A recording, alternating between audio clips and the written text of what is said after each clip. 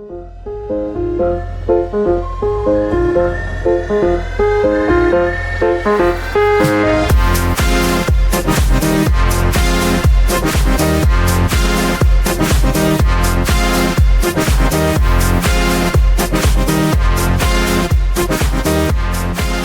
right, welcome to episode 20 of The Expert and the Idiot. Today I'm talking to Dr. Warren Booth of BOA Booth. He's an associate professor of urban evolutionary entomology at Virginia Tech University. And how did you get into reptiles? When did the obsession start with snakes?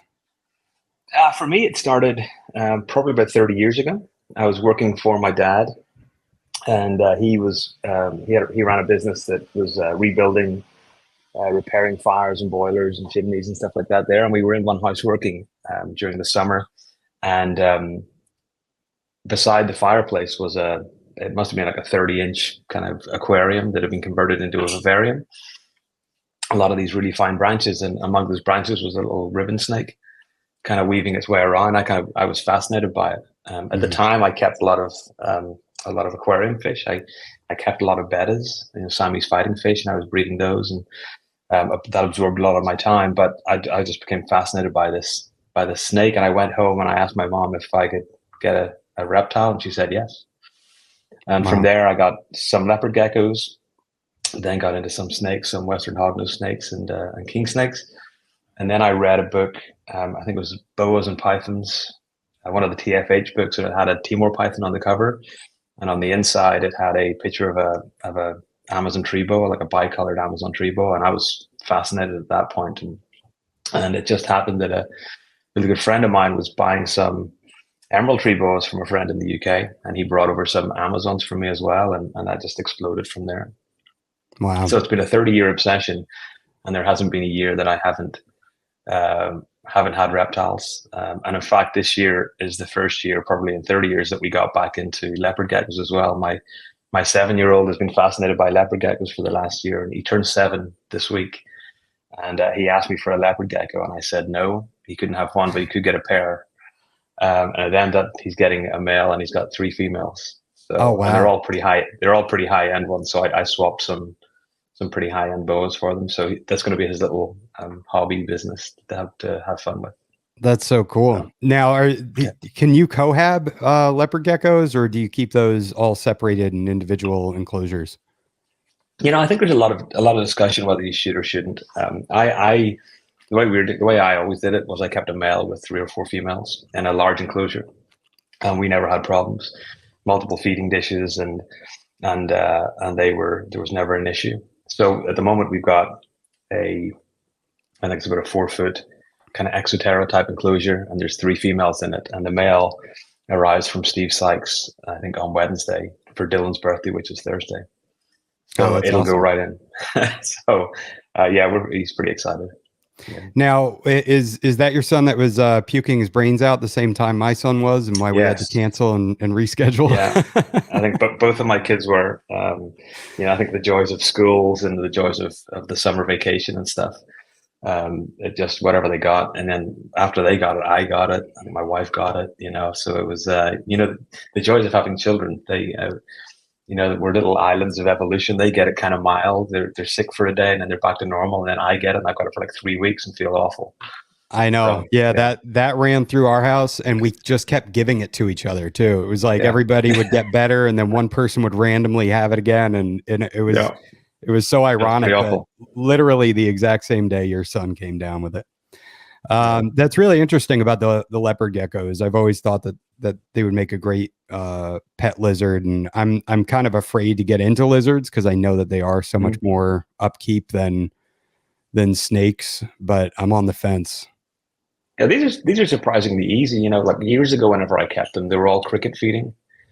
And you had that pain in the ass of crickets chirping in your house. And while living in the US, we have crickets and stuff outside. In Northern Ireland, where I grew up, you didn't have any crickets.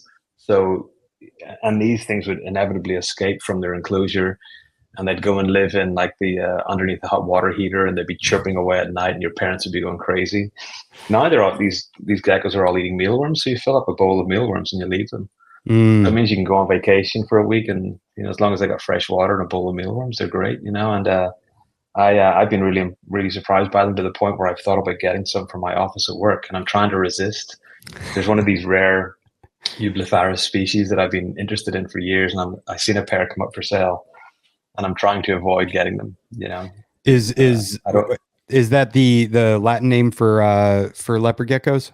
Yeah, they're all. I think in the US people call them what do they call them? Eublepharis, but I always grew up knowing them Eublepharis. But Okay. it's just, you get the macularis, which are the leopard geckos, and then you get a whole group of species that are very similar in appearance. And there's two of these more rarer species that I've been interested in. And I saw one of those pairs come up, one of those species come up for sale recently, and I'm still on the fence of whether I do it or not. I'm in a building which is a high-tech biotechnology building, and we're not meant to have any animals outside of animal rearing labs, that are specified. But my neighbor in the office beside me has got an aquarium, and I'm like, well, what's a vivarium but an aquarium without the water? So I'm thinking about putting some in there and seeing if they can play in or not. I remember not too long ago, I was talking to Ron St. Pierre, and I think he said that he had, I can't remember what size the enclosure was or how many female leopard geckos he had, but he had one male and this absurd amount of females. It had to have been it's like 100 or something. Yeah, it was insane. Yeah. And just roofing tiles all stacked up so they could all have a hide. Yeah, Ron Tremper did the same thing. So Ron Tremper kind of was the godfather of leopard geckos in a sense, and he developed or introduced albinos into the hobby and a couple of different morphs. But if you read his books, in the early days, he would keep one male with 100 females.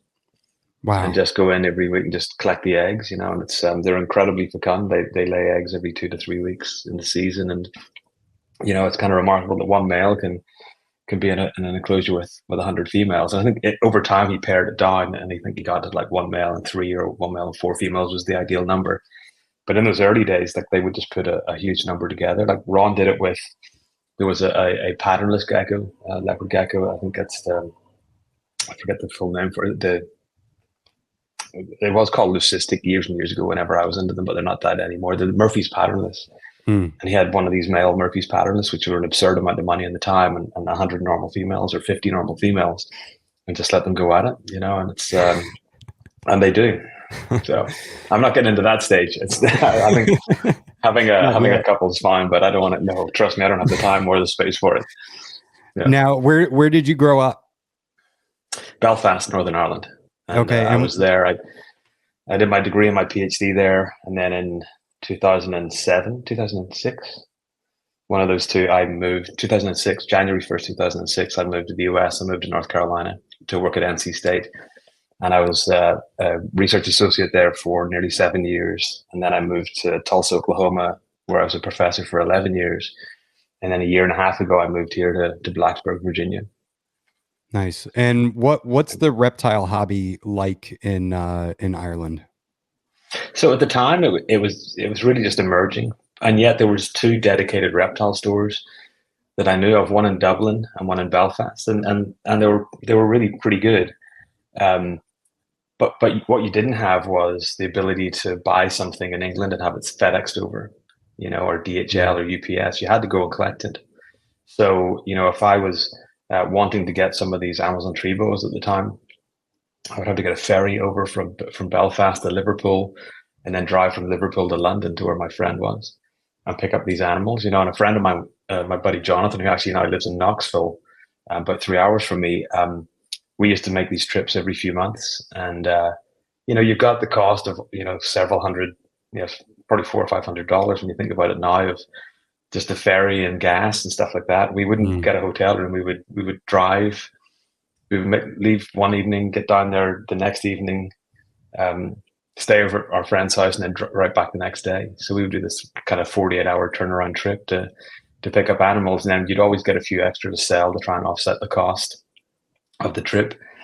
But it was great for us because we picked up emerald tree boas and Amazon tree boas, and the boa sigma that I've got now, that from where I've got the Anarthristic Sonoran line, they were derived from animals we picked up 30 years ago, 28 years ago.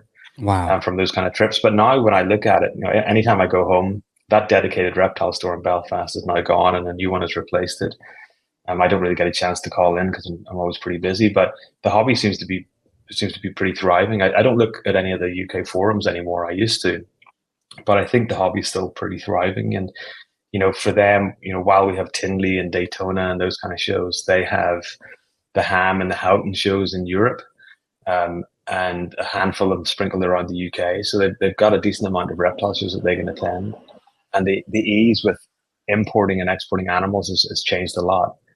Whenever I, maybe 2022 or 2020, no, 2022, 2002, 2003, I imported a bunch of ball pythons from the US. These were albino or het albinos and yellow bellies. At the time, extortionate amount of money, but you just couldn't get them in the UK. And it took about 8 months to get the export paperwork from the US to the UK, to bring them in. And bringing them in was easy, but getting the paperwork was a nightmare.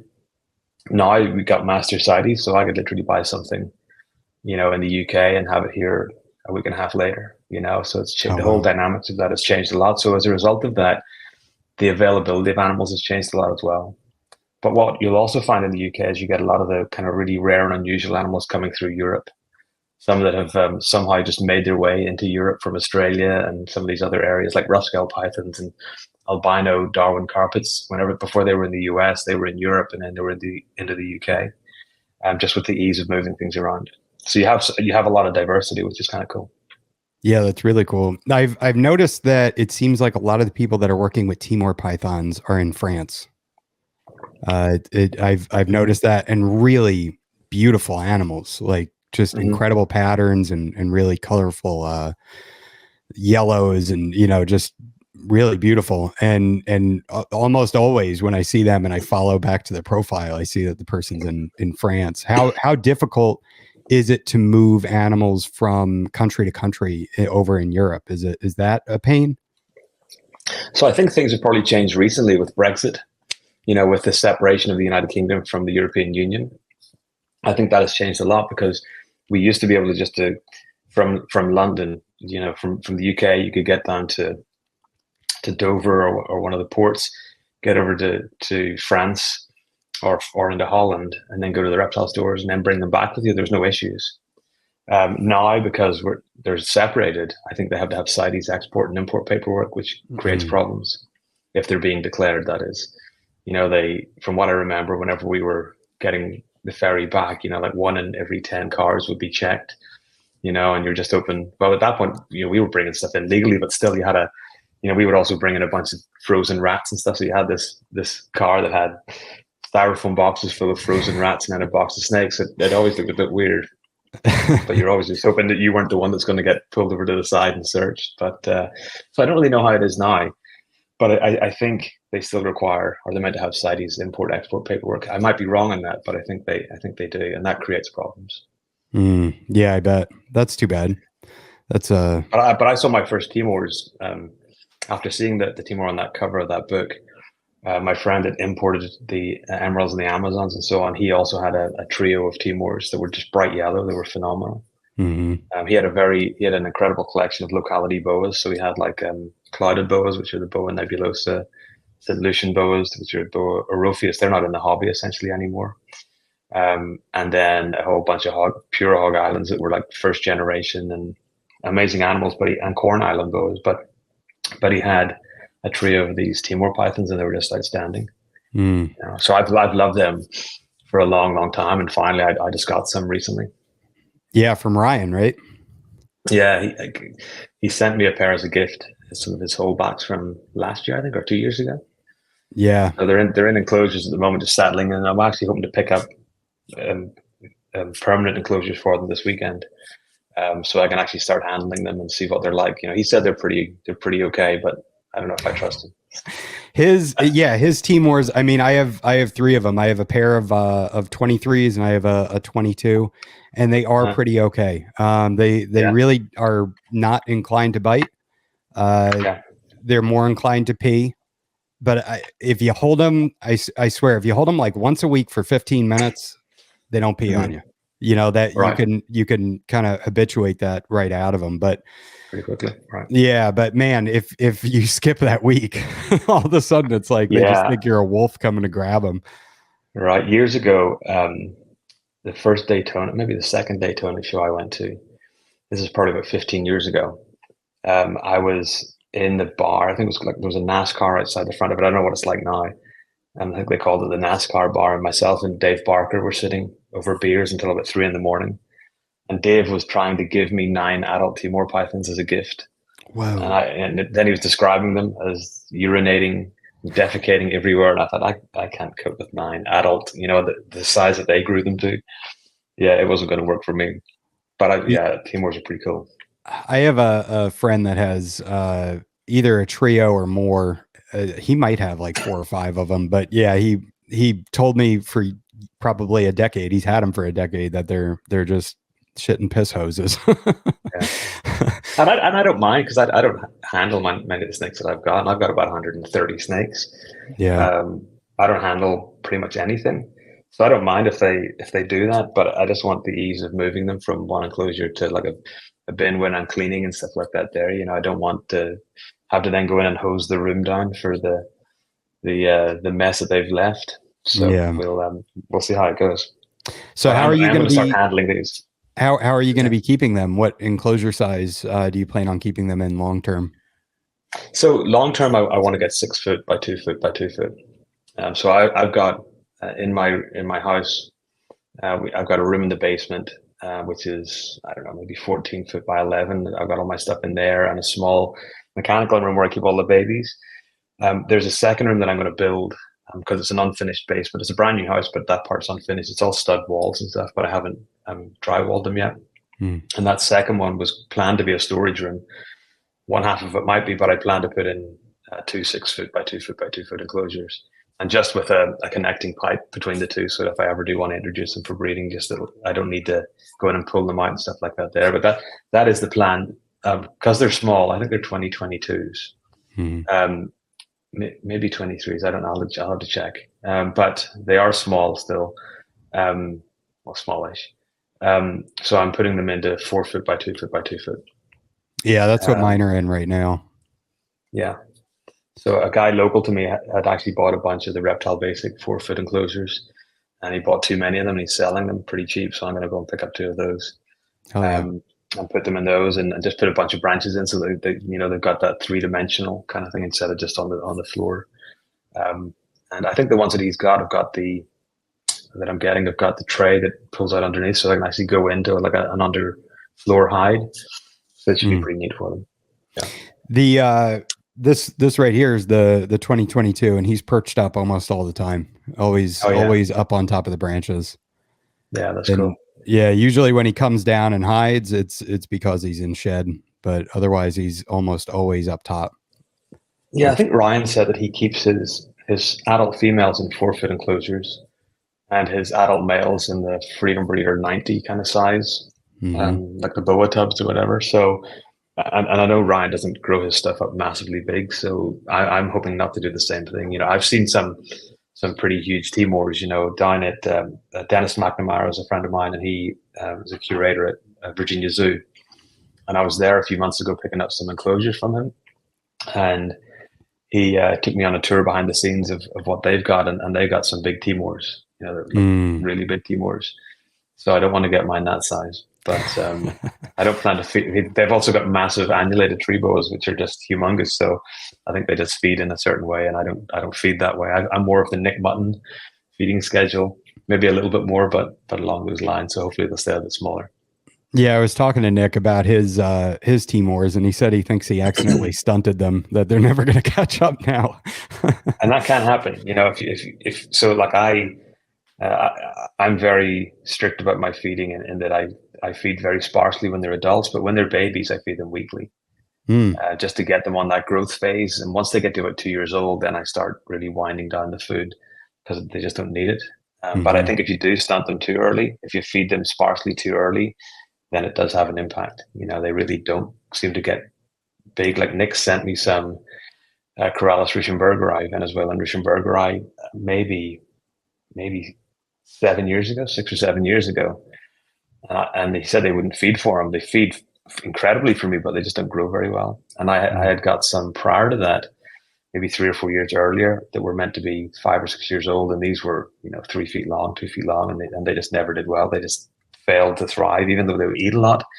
I think they'd been stunted too early on, and they just never took off from there. So it's kind of a delicate balance then, finding the you want the healthiest snake possible, and you don't want them enormous, but you also don't want to stunt them. Yeah, I think that's it. I think once they get to the size that you expect them to be breeding at, then you can actually start winding down. They don't need that much intake because they're not really putting it into growth at that point. And I've always found, it's kind of remarkable, I've always found that my snakes grow more whenever I don't feed them than when I feed them, because I don't feed my snakes from November through to March. None of my snakes get fed from November to March, except for babies. I'll feed them a little bit. But all the adults, they go on a strict kind of fast, and that's whenever I start cooling for cycling and for breeding and stuff like that. But they still shed and they still grow during that time. So it is that delicate balance. I know years and years ago, people used to have this mentality of you got to feed them to breed them. And I don't see that at all. I think they ended up just getting too fat, and then they lethargic, and then they don't breed, or they produce a lot of slugs and stuff like that there. So what do you consider a baby? Like up to 2 years old? Probably up to about a year. I was looking at some animals yesterday. I was moving them into bigger tubs. So last year I produced some double het Costa Rican T-positive Costa Rican black boas. The black boa is the Costa Rican form of the leopard. It's a pure Costa Rican line. And I'm lucky to have some of those. And I made some double hets. And I was moving them up from V18s up to the V28 shorts. And it's incredible, the growth, because I just produced some more this year, and holding them side by side, the growth has been remarkable in it. I think up until that point, that year, I think year and a half is that time whenever I feed them weekly to every 10 days. With those, I'll start winding them back to about every 2 weeks. And then as adults, the females will get fed once every 2 to 3 weeks, and the males maybe once a month. My male boas in general are about 3 to 4 feet long. They don't need to be big. Whereas the females, I keep on a 2 to 3 week, 2 to 4 week feeding schedule, depending. Like large ones that don't need to be doing any more growth, I'll feed once a month, just a large rat once a month, and they do great. So my adult Hog Island boa females, they get fed once every 3 to 4 weeks. Wow.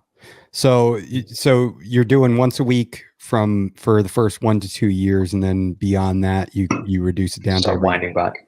Yeah, every 2 weeks. And it's not even, I don't have a feeding schedule, and I've always thought I need to get a whiteboard and just put down when I feed. I never do.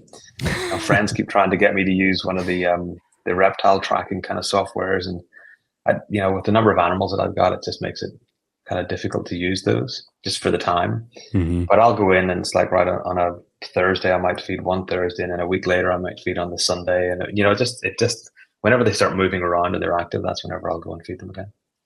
Yeah, babies, I try to keep on that week to 10 day schedule, somewhere around there. Sometimes it might be 5 days, but the next week it might be 2 weeks before they get it, but they get fed roughly on a 7-day cycle. I'm obsessed with the Argentine boas, but I don't want mine to get too big. I've seen some get big. Yeah. I've seen some insane size on some of these, but I don't want that. Now, do you think that they are a large snake, so they will get large, or is that something that is really just the result of feeding and feeding habits? Well, I think a lot of them have the potential to get big. I think the true island boas, the Krull Ks and the K Cockers and stuff like the West Lagoon K and so on, they tend to stay small. But they stay a lot smaller on the islands because of their feeding schedule on the islands. They're very, very temporal in terms of the food that they eat is very ephemeral. It comes in for a small part of the year, and they gorge, and then they starve they fast for the rest of the year. Hog Island boas were the same. We looked at Hog Islands as being dwarfs. The reason they're dwarfs on the islands is just food availability. They don't have the food that we have available for them in the hobby. They don't have massive rats jumping around the place all over the place. And so while you'll get 6 or 7 foot long Hog Island boas, they're kind of broomstick thin. They're just not reproductive. On the islands here in captivity, we can feed them every week, 10 days, 2 weeks, whatever, and they can get to 6 or 7 feet. Argentines, I've seen that in my friend that had the local boa collection in the UK, he had Argentine boas as well. and they were enormous. They must have been 9 feet, and they were the thickness of my thigh. And while they looked amazing, and the head was just enormous. It could have sat on my hand. And can you hold up your thigh so I can get an idea? I'd rather not. As an aging 47-year-old, I don't want to show my thighs anymore. But it was huge. This guy would feed them rabbits and frequently, but Wow. he'd also produce like 60 babies at a time from them.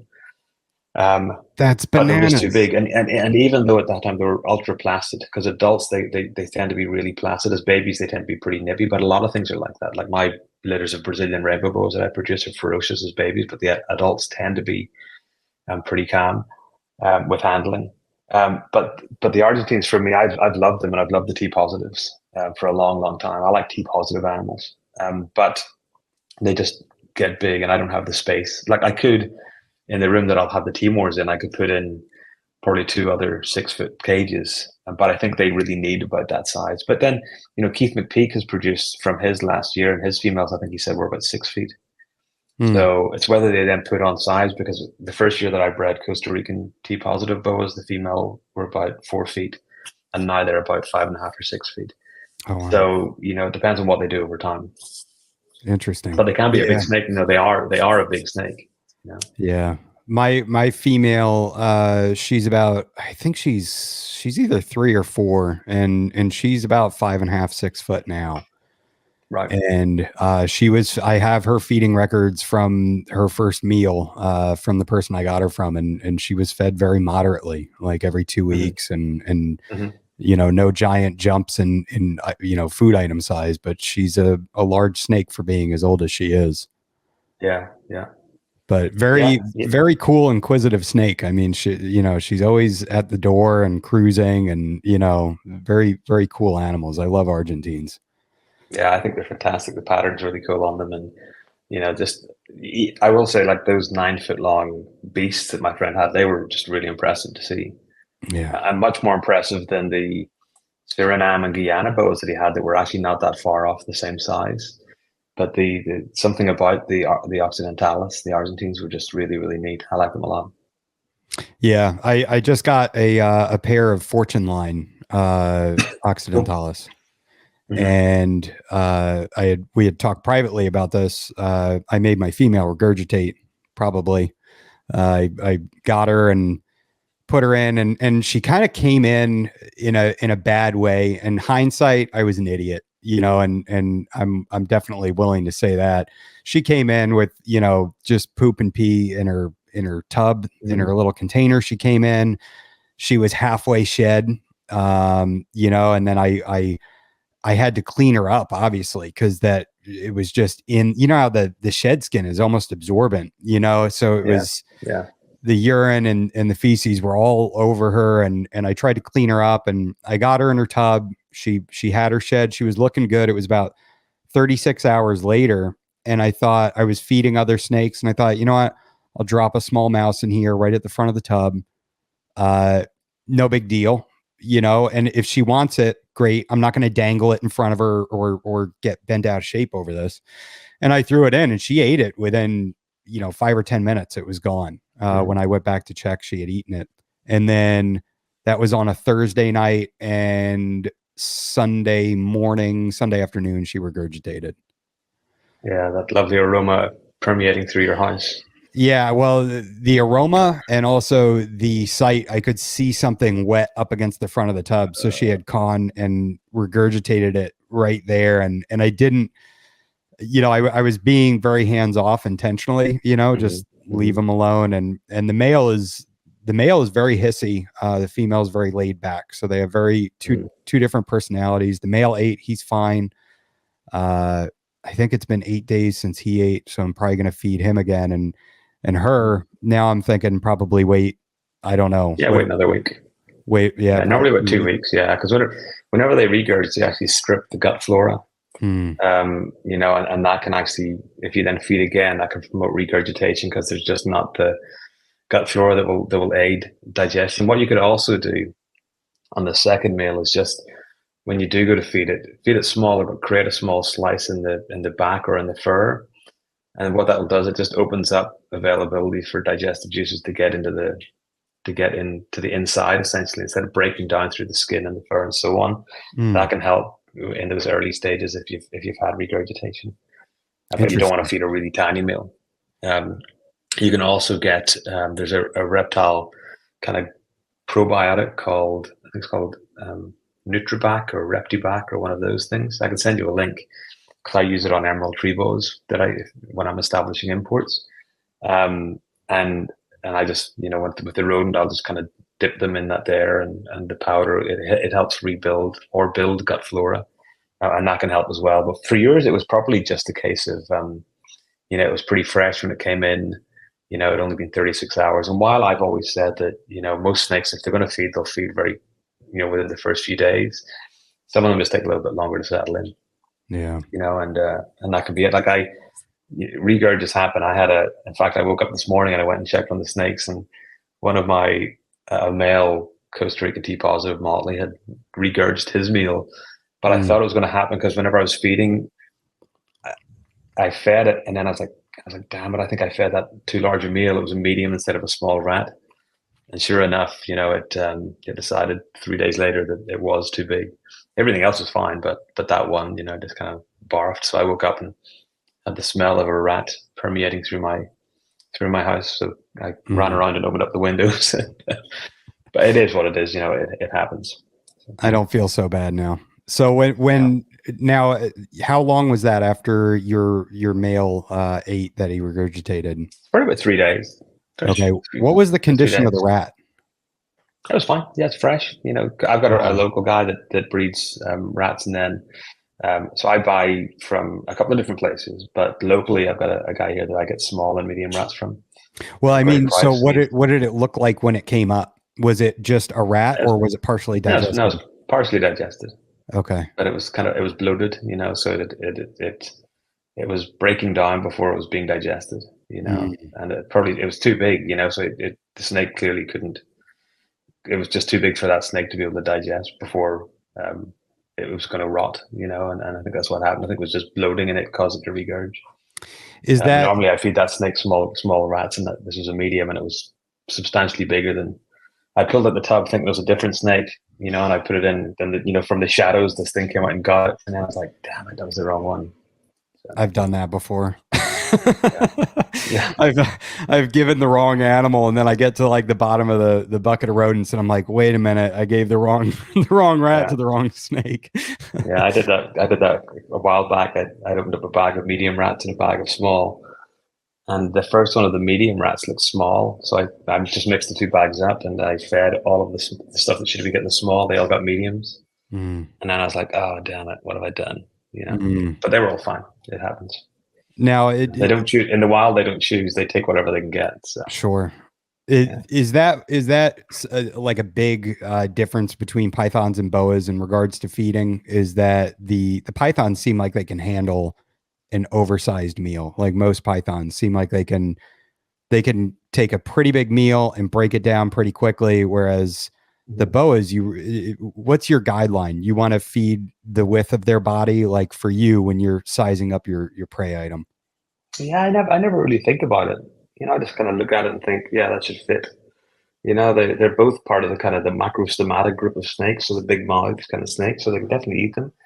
I think the importance is being able to offer a temperature gradient in your enclosure, so they can go to hot and cold areas to help digestion. But yeah, I think a lot of pythons can really digest big meals. I have Dunn's pythons, and I fed my Dunn's pythons pretty large meals a few days ago as well, and they kind of really bloated up, and then a day later you wouldn't even know they ate. So they seem to really be able to break down stuff pretty quickly, whereas the boas seem to take a little bit longer. But I've never really thought about it in terms of size. I don't go for anything that's absurdly big. But then again, for my emerald tree boas, for my adult females, I'll feed them large rats, which are pretty big. Most people will be scared to do that. But they'll get a large rat every 4 or 6 weeks. And they do great, and I think it's individual specific. And I try not to go crazy, but I tend to feed larger meals less often as adults, whereas some people might turn around and say, right, I'm going to feed my animals small rats every 10 days. I would turn around and feed a medium or a large rat once a month. as long as they could take that, and they do fine. They grow the same, and they do just great. Okay. And so when I go back to feed this occidentalis, what do you think? Just like a fuzzy? Should I do an absurdly small meal or a small mouse? Just stick with like I think, yeah, I think I would always step back a size.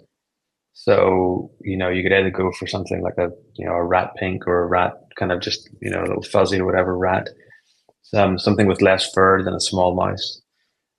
Or you go for a fuzzy kind of mouse, and it only takes generally one or two meals like that, and it's not going to regurge. Mm-hmm. If it regurges that, then there's another problem, right? If it's going to regurge a small meal, then there's a different story that you need to address. So I would step back just to allow that gut flora to build up and to not stress it.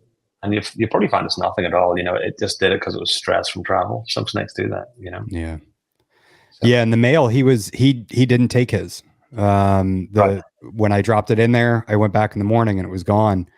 So he was just like, not interested, but then a few days later I dropped one in for him and he was all about it. So yeah, sure. Yeah, different snakes for sure. So what are you keeping your do you keep all your snakes at basically the same temperature range, or are you keeping your Timors differently than you're keeping your boas? I keep everything the same. And that's even my arboreals. Every animal in my room, the hotspots, the ambient is set to 84 to 85. So generally about 84, which means that in the enclosure, they'll have a hotspot underneath the heat panel or above the heat on a rack, where it gets up to about 90 to 95, depending, maybe even higher, depending on how close they get to the heat panel. Mm-hmm. I've had some emerald tree boas basking at the high 90s when they're digesting meals or when they're gravid. Wow. And they've also got cool areas where they can get down to 78 or 80 degrees. And that changes throughout the year. It's more difficult to control it here because my house is kind of like ultra high spec, new and climate control and so on. Whereas the basement is super well insulated. Whereas in Oklahoma, my basement, was a 102-year-old home with a kind of creepy basement. That's where my snakes were in. It was unfinished and it got down to about 65 degrees in the winter. Wow. But I never altered temperatures. And it just meant at the front of the enclosures, the cool end of the enclosures got down to about 70, 72. And that's where the animals would move to preferentially during that cooling period. Here, I need to play around with it a bit more to kind of allow the temperatures to drop more. But generally, everything's kept the same. It's a 84 to 85 ambient with the ability to get into the 90s for heat and the ability to get into the high 70s or very low 80s for cooling. Okay. It's important to offer that thermal gradient. I don't do nighttime drops at the moment, but come November, I will start doing nighttime drops, and I drop it down. About I keep the daytime high the way it is, but I'll drop the nighttime down to about 70 for the boas and the pythons. For the tree boas, I drop it down to about 80 degrees because there's not much change in temperature for those that really needs to stimulate. But most of my cycling for snakes is food cycling, not temperature or not humidity cycling. Okay. And probably the ambient is the ambient temperature is probably changing during the winter and summer on its own anyway, without having to try, right? Well, I think the ambient will roughly stay where it is, but the cool end will drop down, just with the room. But the problem is, like, being here a year and a half and going through a winter, the room didn't drop really because it's just so well insulated. And so I do have to play with it a little bit more, which means that I have to do those nighttime drops with the thermostats. But the room's going to be at about, if I'm going to set that room at 70, then I can hopefully get the snakes down to somewhere close to that there. And from the litters that I produced this year, it worked. Everything produced, what I expected them to produce. There didn't seem to be any real problems. Nice. Being in Florida where I'm at, our house, the temperature goes up a lot during the day because the electric bill is just insanity if we tried to keep it at a moderate temperature. So, we have we kind of have a peak in the afternoon where it gets up to like 78 in the house, and then it drops down. We try to keep it cooler so we can sleep and all that. in my office where I am now is where I'm going to keep all my boas and the Timors, and then outside of the office is where all the Australian animals are going to be. So I'm hoping nighttime temperatures will be a little bit cooler during the winter to cool them down, and that might help with breeding. Yeah, most of my Australian stuff. So my buddy that lives in Knoxville, he's got a chunk of my collection as well. So he has my Womas, my Darwin carpets, and a handful of boas. And it's because he can get, in his house, he can get part of that house down to kind of the low temperatures that we need for like Darwin carpets and Brettles and stuff like that there to breed. Where it'll be a little bit more difficult to control here. I've got green Sanzinia, and they really like to get cold for breeding, and I'm going to have to work out what way I do that in a year or two's time whenever they're ready to breed. But having rooms where you can actually adjust the temperature a little bit. Maybe I can put in an air conditioner in the room itself, in a room, to drop that right down. But we'll wait and see. How cold is cold? Into the 50s. Oh wow, yeah, that is cold. yeah, and during the day they'll have hot spots and stuff like that there. But yeah, getting those cool seems to be key. The Western Sanzinia or the Mandarins don't need to get as cold, but the greens seem to have to get pretty cold, which is kind of scary in itself, you know. But allowing, and it's not like hibernating or brumating a colubrid where you can just put them into that temperature for 2 months or 3 months. These require the daytime highs to get back for basking and stuff like that there. So it's going to be a really interesting kind of fine line to walk between temperatures that are suitable for cycling and not going to drop it into where it's going to cause a respiratory infection. Yeah. The last thing you want on a $7,000 snake is a respiratory infection, you know? Oh, yeah. That makes me sick thinking about it. Yeah. The I want to learn more about the Occidentalis and their natural environment and what the winters are like and the summers, and you know I've heard that they really come from a pretty dry, arid environment that gets really pretty hot during the summer, up in the like low hundreds, and it gets pretty cool during the winter too. So it's they're at a pretty southern latitude, so they're going to get cold. Yeah. You know, it just depends on what you think you need to drop them down into. You know, and if it's for breeding, then, you know, I would talk to people like Keith McPeak who've done that recently and see what they drop their temperatures down to. Yeah. I don't know what, you know, Keith's, I think he's in New Jersey, right? So I don't know what his temperatures are dropping to in his basement where he's keeping them. But, you know, he's been successful with a whole variety of species from Sanzinia through to the Occidentalis, through to Womas and so on. So he would be able to give you an idea what temperatures to cycle them through if you were ultimately wanting to breed. Because it's probably worthwhile, at least when they're getting into that 2 to 3 year old phase, you know, where you start putting them through temperature cycling to get that, you know, before maybe they'll breed at 4 to 5 years old, but they've gone through a number of seasons where they've gone through the temperature cycling, and you know, because that will help stimulate follicular maturation and stuff like that there. So you might want to talk to someone like Keith, I would think. Yeah. Or Vin Russo, you know, maybe in Vin's book. I haven't looked at the Occidentalis section in a long time, but the more complete boa constrictor book, you know, it should probably have something about the temperatures that they're getting down to in the winter. Yeah, that's in my Amazon cart. I need to hit the purchase button on that because that would. Yeah, you should get it. I've got it sitting over there. I just haven't looked at it in a long time. Yeah, it'd be great if I could get a signed copy. Yeah, I'm sure just buy it from Vin. He would. I think you can buy it direct from him. Oh, that would be awesome. And I'm sure Vin would, or else if you buy it and then you just see him at one of the reptile shows. Yeah. He sent me a copy. I wrote a chapter for it, so he sent me a copy whenever it came out, and it's really impressive. Yeah. I had the original version years ago. So yeah, that and the same with Nick and Justin's book, the more complete carpet python. You know, it's really impressive. So. Yeah, I have that, and I was just out in Washington, and Nick was at a car show 30 minutes from where I was, and I regret so much not going there, but it was family vacation and, you know, family stuff. I can understand that. And Nick's a really fun guy, as is Ryan. You know, Nick and Ryan and I went over we did this whirlwind trip where we went to the California Academy of Sciences for 6 hours to do some stuff, and then flew to Hawaii to do some stuff at the Bishop Museum, and we were in Hawaii for 40 hours. and then flew back. But we had a fun whirlwind kind of trip.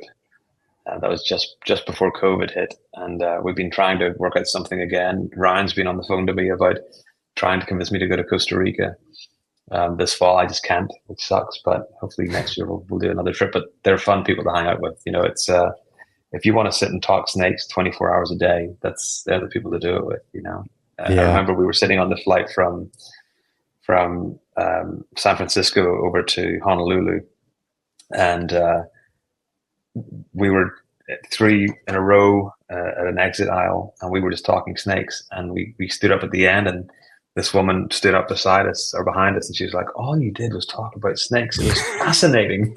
My son would have loved that, or my nephew would have loved that. So it's kind of funny, you know, whatever it was, a 6-hour flight kind of just went over like that because we're just talking about scrub pythons and talking about, you know, carpet pythons and stuff, you know, fun people. That's so cool. So, yeah. If you get a chance to hang out with Nick or Ryan, definitely do it. Yeah, absolutely. Yeah. And if you're ever in Florida, we got to do some herping or something, get down to the Everglades. I was in Florida twice this summer. I know it seems like you're always down here.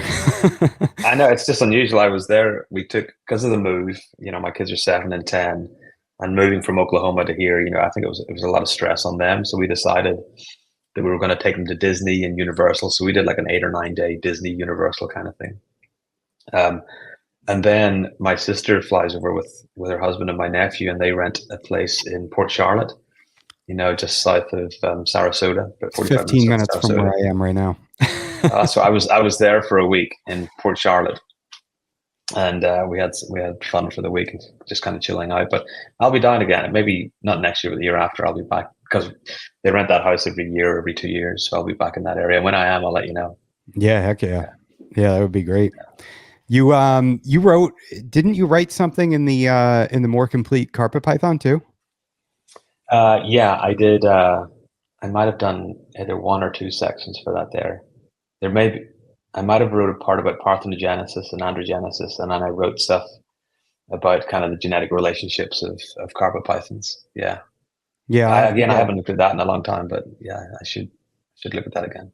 I'll have to get you to sign that, and everybody that had a part in it. That would be cool if I just travel with that and collect signatures. Yeah, it's a great book. Like that's immense. The size of that book is just crazy. You know, Nick and I are working on a book on that series relating to tree boas, and I'm writing bits and pieces here and there, and it's a lot of work to try and do it on top of my own work, but it's kind of piecing together. So hopefully in a couple of years that'll come out. You know, I've already talked to Bob Ashley about it, and he's interested in publishing it. Awesome. But the way Nick did that book and only use brand new pictures compared to the old book, and you know, primarily ones that were in the field, is really, really impressive. It's a massive amount of time for little financial, you know, return. Yeah, just passion. So, yeah. Love of the animals.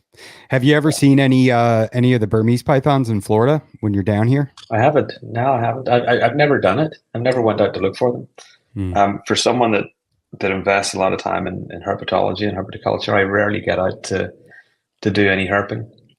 So I haven't. The last time I was in the Everglades was, I don't know, like 25 years ago. So I don't even get the chance, and with young kids and stuff like that. My wife is a principal at a school, so I can't just really, you know, up sticks and leave for a week to go herping. It doesn't really work with her. Yeah. So I never really got a chance to do that. You know, even living here, you know, I'm 5 minutes, if that, from really nice kind of national forest area where we'll probably find a lot of cool things. I haven't had a chance. You know? I'd like to see Burmese pythons. The problem is that when you see Burmese pythons in the Everglades, you have to euthanize them as well, and I got no problem with that. But you know, they're an invasive species, so we got to think about it in that sense. So that, yeah, it's funny. Like I haven't seen any, and I've lived here my entire life, and having kids, yeah, makes it so much more complicated because then it's a night where you're going to be out all night, and your kids are going to expect you to perform the next day, and all that. So yeah, but I do plan on getting out there, and I don't know. I think if you're actually in the park, you're not allowed to euthanize them, but you have to report where you found them. I need to look into the fine print on that. What do you think that just a permanent fixture there now? Like they are Yeah, there's no way they're going to eradicate them. They can do what they can to control them to minimize numbers, but we're in that kind of exponential growth phase. All we can hope for are more kind of significant freeze events, and with kind of global climate change in its natural progression, and with accelerated progression, we'll get colder winters. It's not all warmer; you get much colder seasons as well. So whenever we see those, 5 or 6 days where you're going to get frost in the Everglades, it's going to wipe out a big percentage of them. What it will do potentially is select for individuals that are slightly more cold tolerant. But whenever those freeze events have hit, they estimate around 80% of the population gets killed. Wow.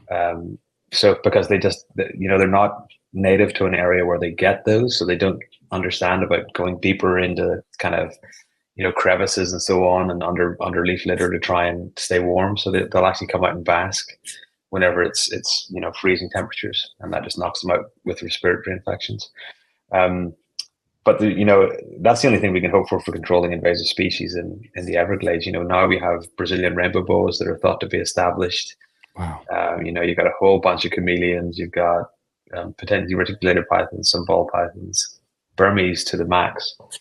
So I think that's the only real way that we can, that the control will ever be, will moderate kind of levels within the wild.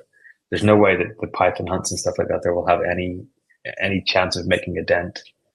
But try and take out as many adult males and females as possible, but it doesn't take many to rebuild that population pretty quickly. I'm curious to see what I would love to know what they're going to turn into 100,000 years from now, like that. Like I like thinking about that. It seems like, they're here now, we brought them here. They're here now. They're not going anywhere. They're changing the Everglades. The Everglades is changing them. Right. I mean, they're, like you said, they're going through frost and I mean, that's part of, evolution, right? Is the, you're going to weed out the ones that aren't cold tolerant and find the ones that are better suited for that and adapted. And I wonder how they're going to diverge from the original animals that were brought in. Yeah, it's natural selection, and it's already been shown that the population post freeze have upregulated genes that result in cold tolerance. Now, not cold tolerance where they could, where the predictions, for example, were that by 2025 they'd be up in Washington D.C. And of course that was never going to happen, or 2050 that was never going to happen. But they certainly show elevation in genes, or upregulation of genes that allows them to be a little bit more cold tolerant. Might be a degree, might be half a degree, which doesn't sound like a lot, but for an animal that requires, external temperatures to control its own metabolism, that can be quite significant. So being able to tolerate that 1 degree difference could be the difference between life and death. So when we see those upregulation of those genes, it does tell us that there's selection occurring in the population through natural events, through those freeze cycles. But you could also get the same for heat. Whenever they get really hot, you could find those that have got upregulated genes for heat tolerance, to do the same thing.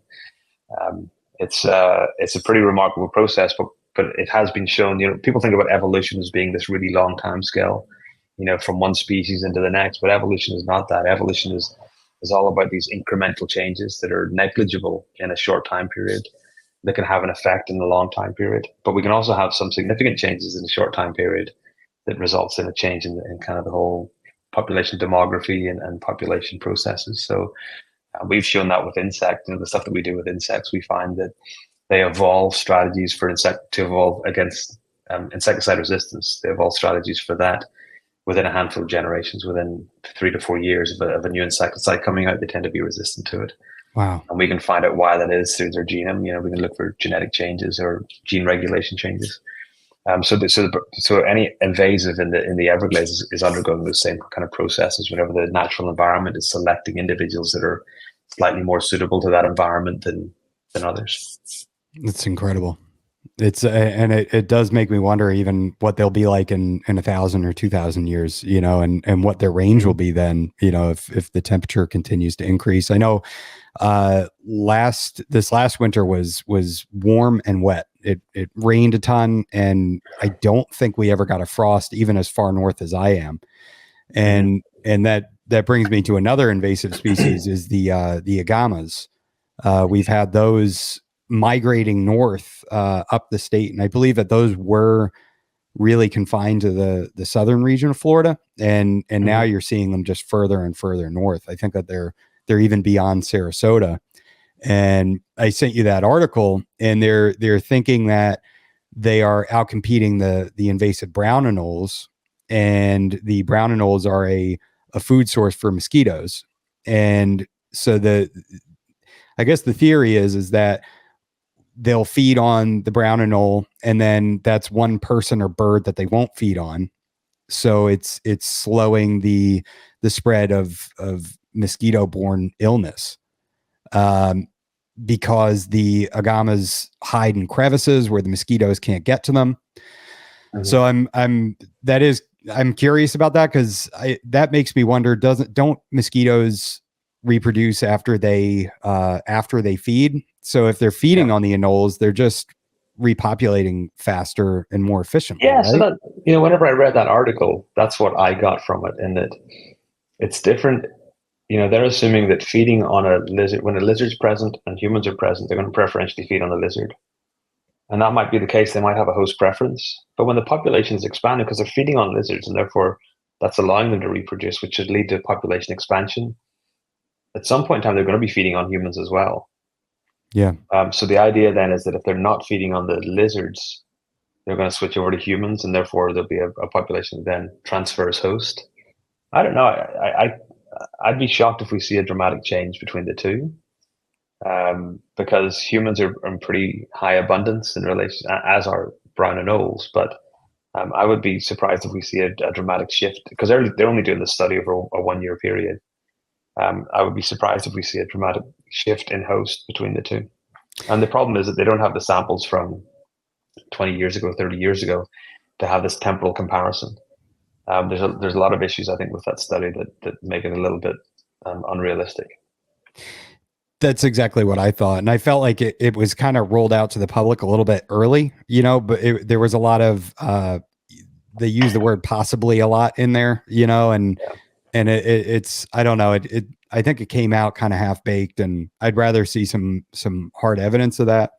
I mean, you're just kind of demonizing one invasive species over another. Well, that's exactly it. And in a year or two's time, something could happen to the Peter's agama or whatever it is, that they could then wipe out their populations, and you get a shift back to brown anoles, and you get these waves often of initially, whenever these new invasives come in, they knock out one of the species that's present, but some of those can return. They find a different niche to occupy and stuff like that. So it'll be interesting to see how that happens. Just being in Florida and seeing the number of brown anoles, like, they didn't seem to be declining dramatically. They were everywhere where I was. I was over at Kennedy Space Center, and the place the Airbnb that we had over there. You opened your door, and these just dozens of them were just running everywhere. So I'd be surprised if this has such a dramatic effect. But I'm interested to see it. With science, a lot of times we just don't know. So there is a lot of these probably, or it may have an effect, or it could change something. But without scientific exploration, we don't know. And ultimately, if it does have an effect, then that's significant, because that means that we need to now think about kind of disease control in the human population, disease spread into the human population. So these kind of studies, while they seem a little bit kind of pie in the sky, a little bit unrealistic, we never know what can come out of them. I've undertaken studies where the results that we've got were just totally different than what we could have ever expected, and has pretty dramatic impact on the field. So, I'm all up for seeing what it does in the next year, but I think they kind of need a longer time frame. But I should go to the study. I don't know if there's been anything published from it, but I should go and look at what they're planning to do to see how these. It's going to require a lot of transect work, going from uninhabited by humans into inhabited areas, and looking at disease spread and so on, and then numbers of anoles and how that changes with the agama or without the agama, just through natural processes. And there's a lot of variables that need to be considered. But Yeah. it's a pretty cool experiment, but we'll see what happens, what comes of it. I just don't think a year is long enough. Yeah, it's a short span of time for sure. And I think the agamas have been here for over 50 years, like 50, 60 years. It's just they're going further north now. Yeah. Mm-hmm. Yeah, and who knows? It could be because we've had some really mild winters these last couple winters. So we could get a few good freezes and then they're knocked back to, southern Florida and the brown and Knowles, take over again. So did you say that you find them in where you are? Oh my God, yeah, they're everywhere. Yeah, I have them. They're around a bank that we use. They're all over in Port Charlotte. And I was talking to a friend of mine at work, and he started sending me pictures of them at a university he went to for a class. And then he has them in his neighborhood as well, and that's all the way up in Sarasota. So they're really, really getting farther north. But it seems like when you find them, they're in pockets. They breed like rats, but they're kind of contained. And I think I was talking to either Ron or Ryan about this. And Ryan was saying, if you think about it, these are animals that live around rocks. They're that's why you find them around concrete structures and houses, because they don't belong in the palmettos and the pines and the oak trees. So you're not going to find them. You start going outside of a human populated area, and then you're right back to green anoles and the native animals. And then, but you get more to these, and with the growth that's going on in Florida right now, that's got to be aiding them as well, because there's just more concrete structures, which suits their needs, and it does not suit the needs of the green anoles. You very rarely find them around concrete structures. They're going to be on the palmettos within lizards, you find very rapid evolution to adapt to urban environments. So all of my work in my lab is all about how organisms adapt and evolve in urban environments. But there's been some really great work done on lizards, on animals, especially by Dr. Kristen Winchell and Dr. Jonathan Losos, that have shown limb morphological changes to allow them to adhere and to be able to run up concrete structures and metal structures over trees and so on. So you see this very rapid change in locomotion and so on, and morphology that allows them to adapt to urban environments. So you're probably going to see the same thing with the agamas. But being a rock dwelling species, there's so much crevices and cracks in buildings, and in yard, whenever you're in your yard, you've got that kind of rockery or whatever. There's plenty of spaces for these to occupy. So yeah, urbanization is really is driving their spread kind of northwards, and then they're going to get to a point where their temperature is just not suitable for the winter. So, and that will shift over time as temperatures increase, as they are. We'll see that kind of shifting a little bit each year, and allowing them to increase kind of their latitude in the US. Yeah, my boys and I, we went out and tried to catch some of the agamas, and it was just an impossibility. I mean, the three of us working as a team, you could not get them. The way that they could sprint along the side of a concrete building or on bricks was incredible. And they had all these hiding spots where they were just gone in an instant. You'd see a fishing pole is what you need. A fishing pole, and you create a little noose, and you use that, and because they won't be able to see that, and then you can guide it over their head, and then kind of pull it up. So that's how all of my friends that research animals, they become expert fishermen at fishing animals of structures. We got these cheap fishing traps on Temu as well, and just threw like a dozen crickets in there, and we had like 8 agamas within 5 minutes. I mean, it was wild. They go inside and then they can't get back out. They can't get out again. Yeah. But that's awesome. Then you get a strong one, and they just they're Temu fishing traps. So they bust out, and it's done for. It's like single use. Years ago, you could have sold those to the importers for peanuts. But whenever you got 100 of them, just do what Ron did years ago. Yeah. The cool. When we went out, it was funny. We caught some, and by luck, we had a spiny tail iguana in there as well. Oh wow! So how big are the agamas? What size do they grow to? I mean, probably like that big. That would be a big male. Yeah. I would say that would be a big male. That's cool. Yeah, they're. Look, back in Tulsa, we had a lot of the invasive Mediterranean geckos in our house. They'd moved their way in the 10 or 11 years that I lived there, we had none at the beginning, and then 2 years before we left, 3 years before we left, we started finding them on our house, on our front porch at night. They'd be sitting waiting for the insects. And then in the final year, I would go into my basement, turn on the lights, and 30 of them would just run different directions. Wow. They were using the structure for nesting and stuff like that there, which is really cool. I like them. So I miss my little invasive geckos here, but and I haven't, we're in a whole new structure, a whole new kind of neighborhood that's just being built. So there's not a lot of reptilian wildlife around us at the moment. So, but I'm waiting once we get established and once the trees go in and stuff. I'm hoping that we'll start seeing some things appear. We're 2,000 feet elevation. It'll get colder in the winter, so I don't know what we'll get, but it will be cool to see what appears. I do enjoy going to Florida for that reason. For me, 30 years being into reptiles and having a lot of different stuff, a pretty diverse collection that I've got. I still love seeing animals running around and agamas running around in Florida. I think it's just kind of cool, and I wonder how quickly you become desensitized to it. They're just those, like here there's grasshoppers everywhere, and there's whenever I've got people visiting from areas that don't have that, they're fascinated by them. I'm just like, they're just grasshoppers. So I'm wondering how long it takes in Florida just to be like, oh, they're just anoles, they're just Yeah. or are you still fascinated when you see them?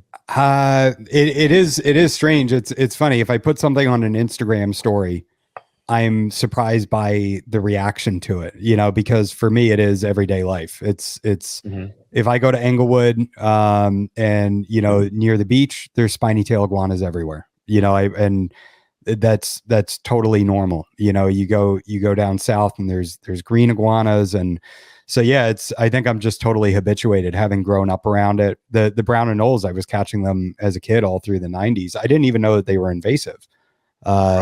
Because they were just part of the landscape.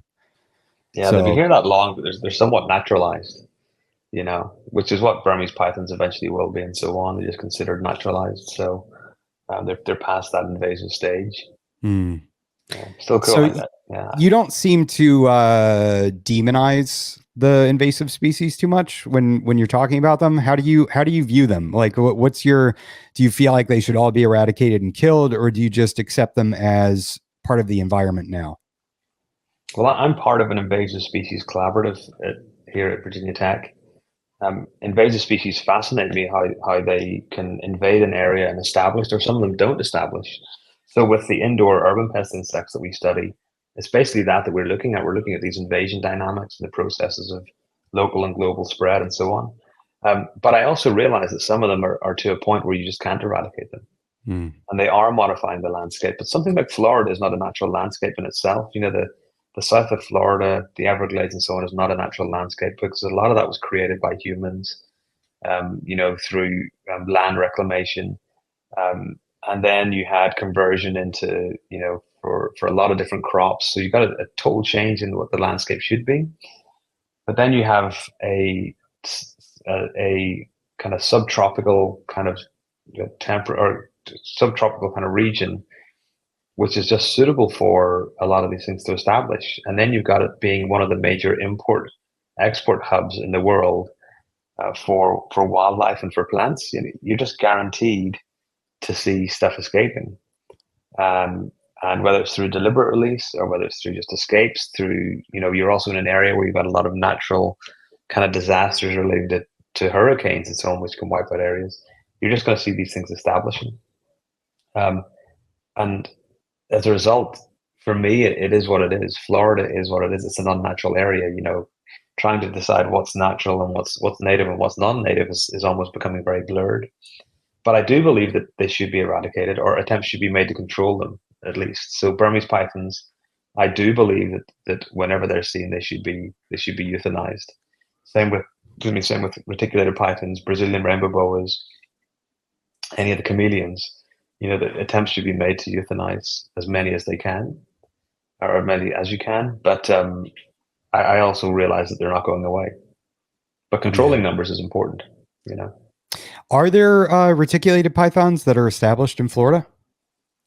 I think there are. I think there have been a number of reports of finding them.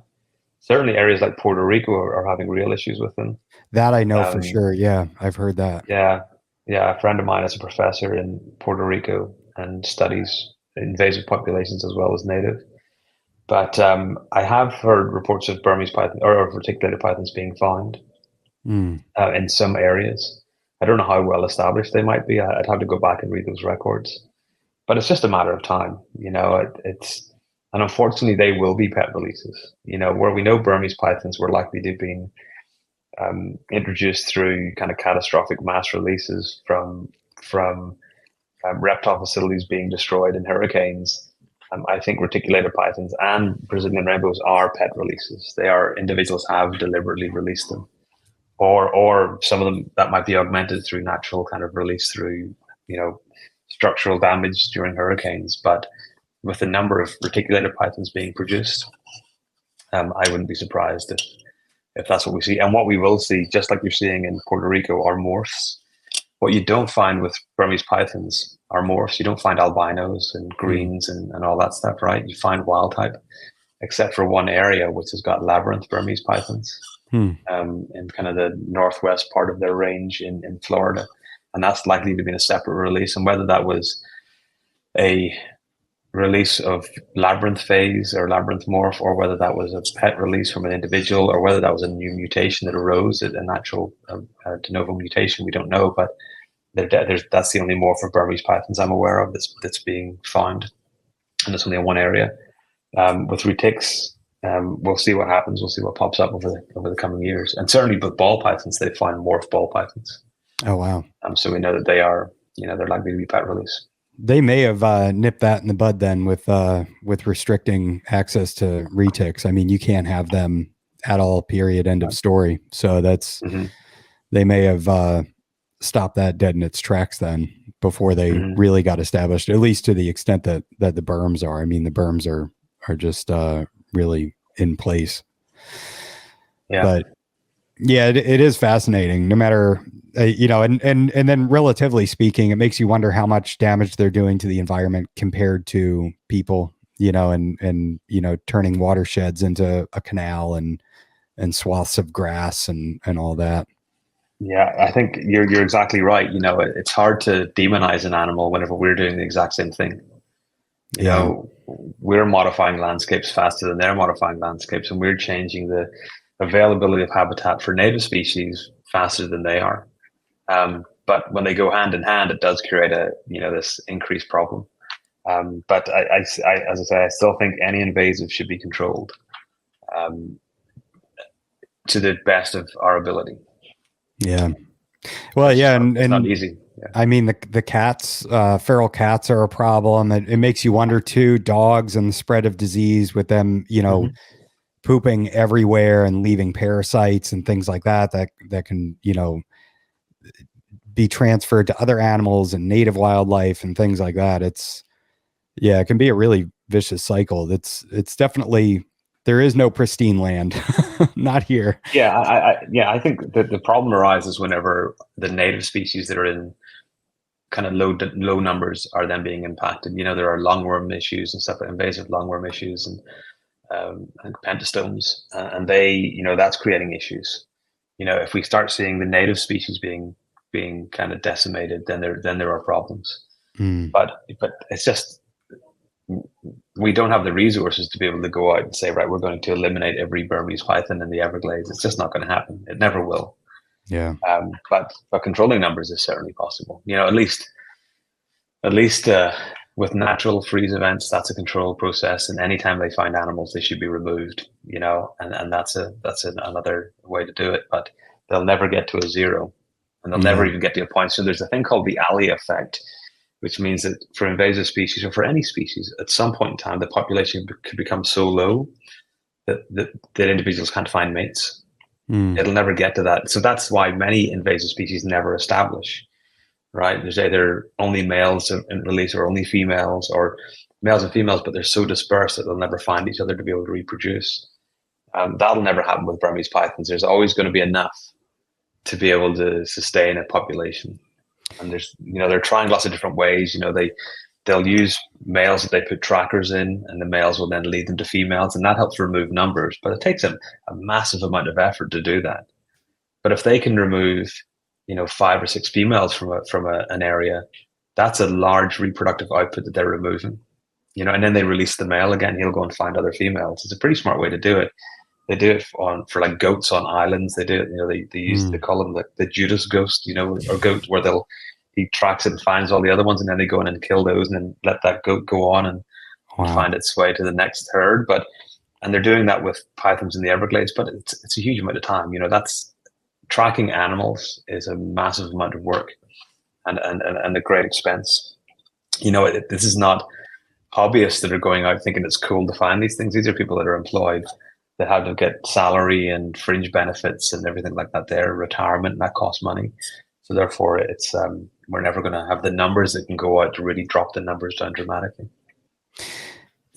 Yeah, it's so interesting. And if you really wanted to take it to the point where they're totally taken out of the landscape, well, then you might as well go in and fill all the canals with sand too, and turn it back into a watershed, and really rewild it and let the native species overtake the landscape again. I mean, what happens when you remove a species from a landscape, native or invasive, it creates a niche that other animals can move into. So other invasives that are not yet fully established now have the space that they can move into, or a feeding kind of strata that they can then overtake, and that can lead to this next invasive species kind of blooming. So it's a really difficult thing to control. Like people have talked about, Brazilian pepper, for example, in Florida is a major invasive. If you go in and you remove that, that's great, but you've now created all of this bare soil and this bare area that allows other invasives to establish. So unless you have a process to allow the natives to establish better, to take that over versus invasives, then you're just creating another problem. You get this invasional meltdown process. So it's a real fine line. Sometimes they're there and you're not going to be able to do anything about it. So the question is, how much effort do we put in to try and do something? Because the risk of removing them could actually be greater than the risk of leaving them in place. It's funny you brought up the Brazilian pepper. I've looked at my property, and you can go back in time, and I've watched it go from being palmettos and the sawgrass and all that. And then, over the past decade or two, it just got enveloped by the Brazilian pepper and totally taken over. I mean, the landscape is so changed. It's not even remotely close to what it was just from those plants. Yeah. So the only thing that you can do realistically is, if you're removing it, you want to be planting native species in those areas to prevent other invasives that are potentially going to move in. And anytime you see invasives starting to sprout, you have to remove it. It's just a massive amount of work. Yeah. But that is really the only way that we're going to be able to eradicate that kind of species from the environment. You need to, this two-pronged process: remove the invasive, but also generate, create areas where natives are more likely to then take over again than the invasive. And that there's a reason invasives do well, and that's because they've got a great ability to take over invasive species or native species. Yeah. So it's always going to be a tricky balance. Yeah, the Brazilian peppers are wild. They grow up, and then they bend over and touch the ground and root, and then they do the same thing. And spread further. Yeah. Oh my God, it's incrable. Yeah, removing those is a nightmare. It's an absolute nightmare. So you said something about reducing the population down to the point where they can't reproduce anymore because they can't find a mate. What about parthenogenesis? Is that something that occurs with like Burmese pythons? Is that something that they could use as like a reproductive aid?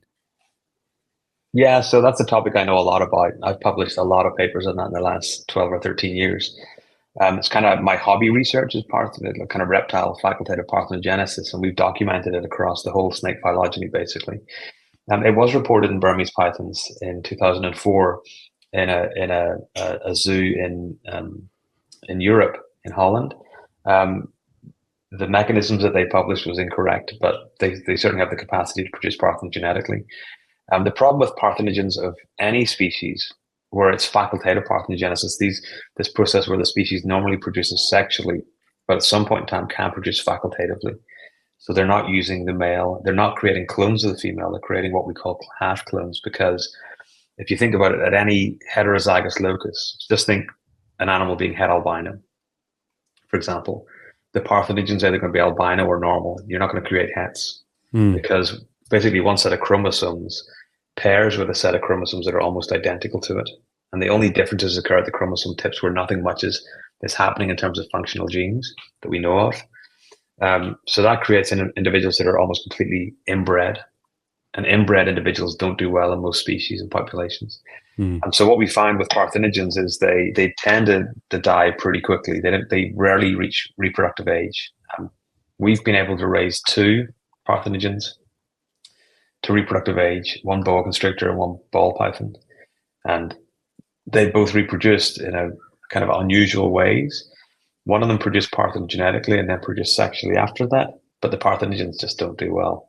I've got a freezer at my lab that's probably got about 150, 160 parthenogenetic boas and pythons just chilling out, and they're between the age of a couple of days old and up to 8 years old. Wow. But they don't do well. So parthenogenesis is not, we years ago, we thought that this is kind of like a really neat rescue mechanism.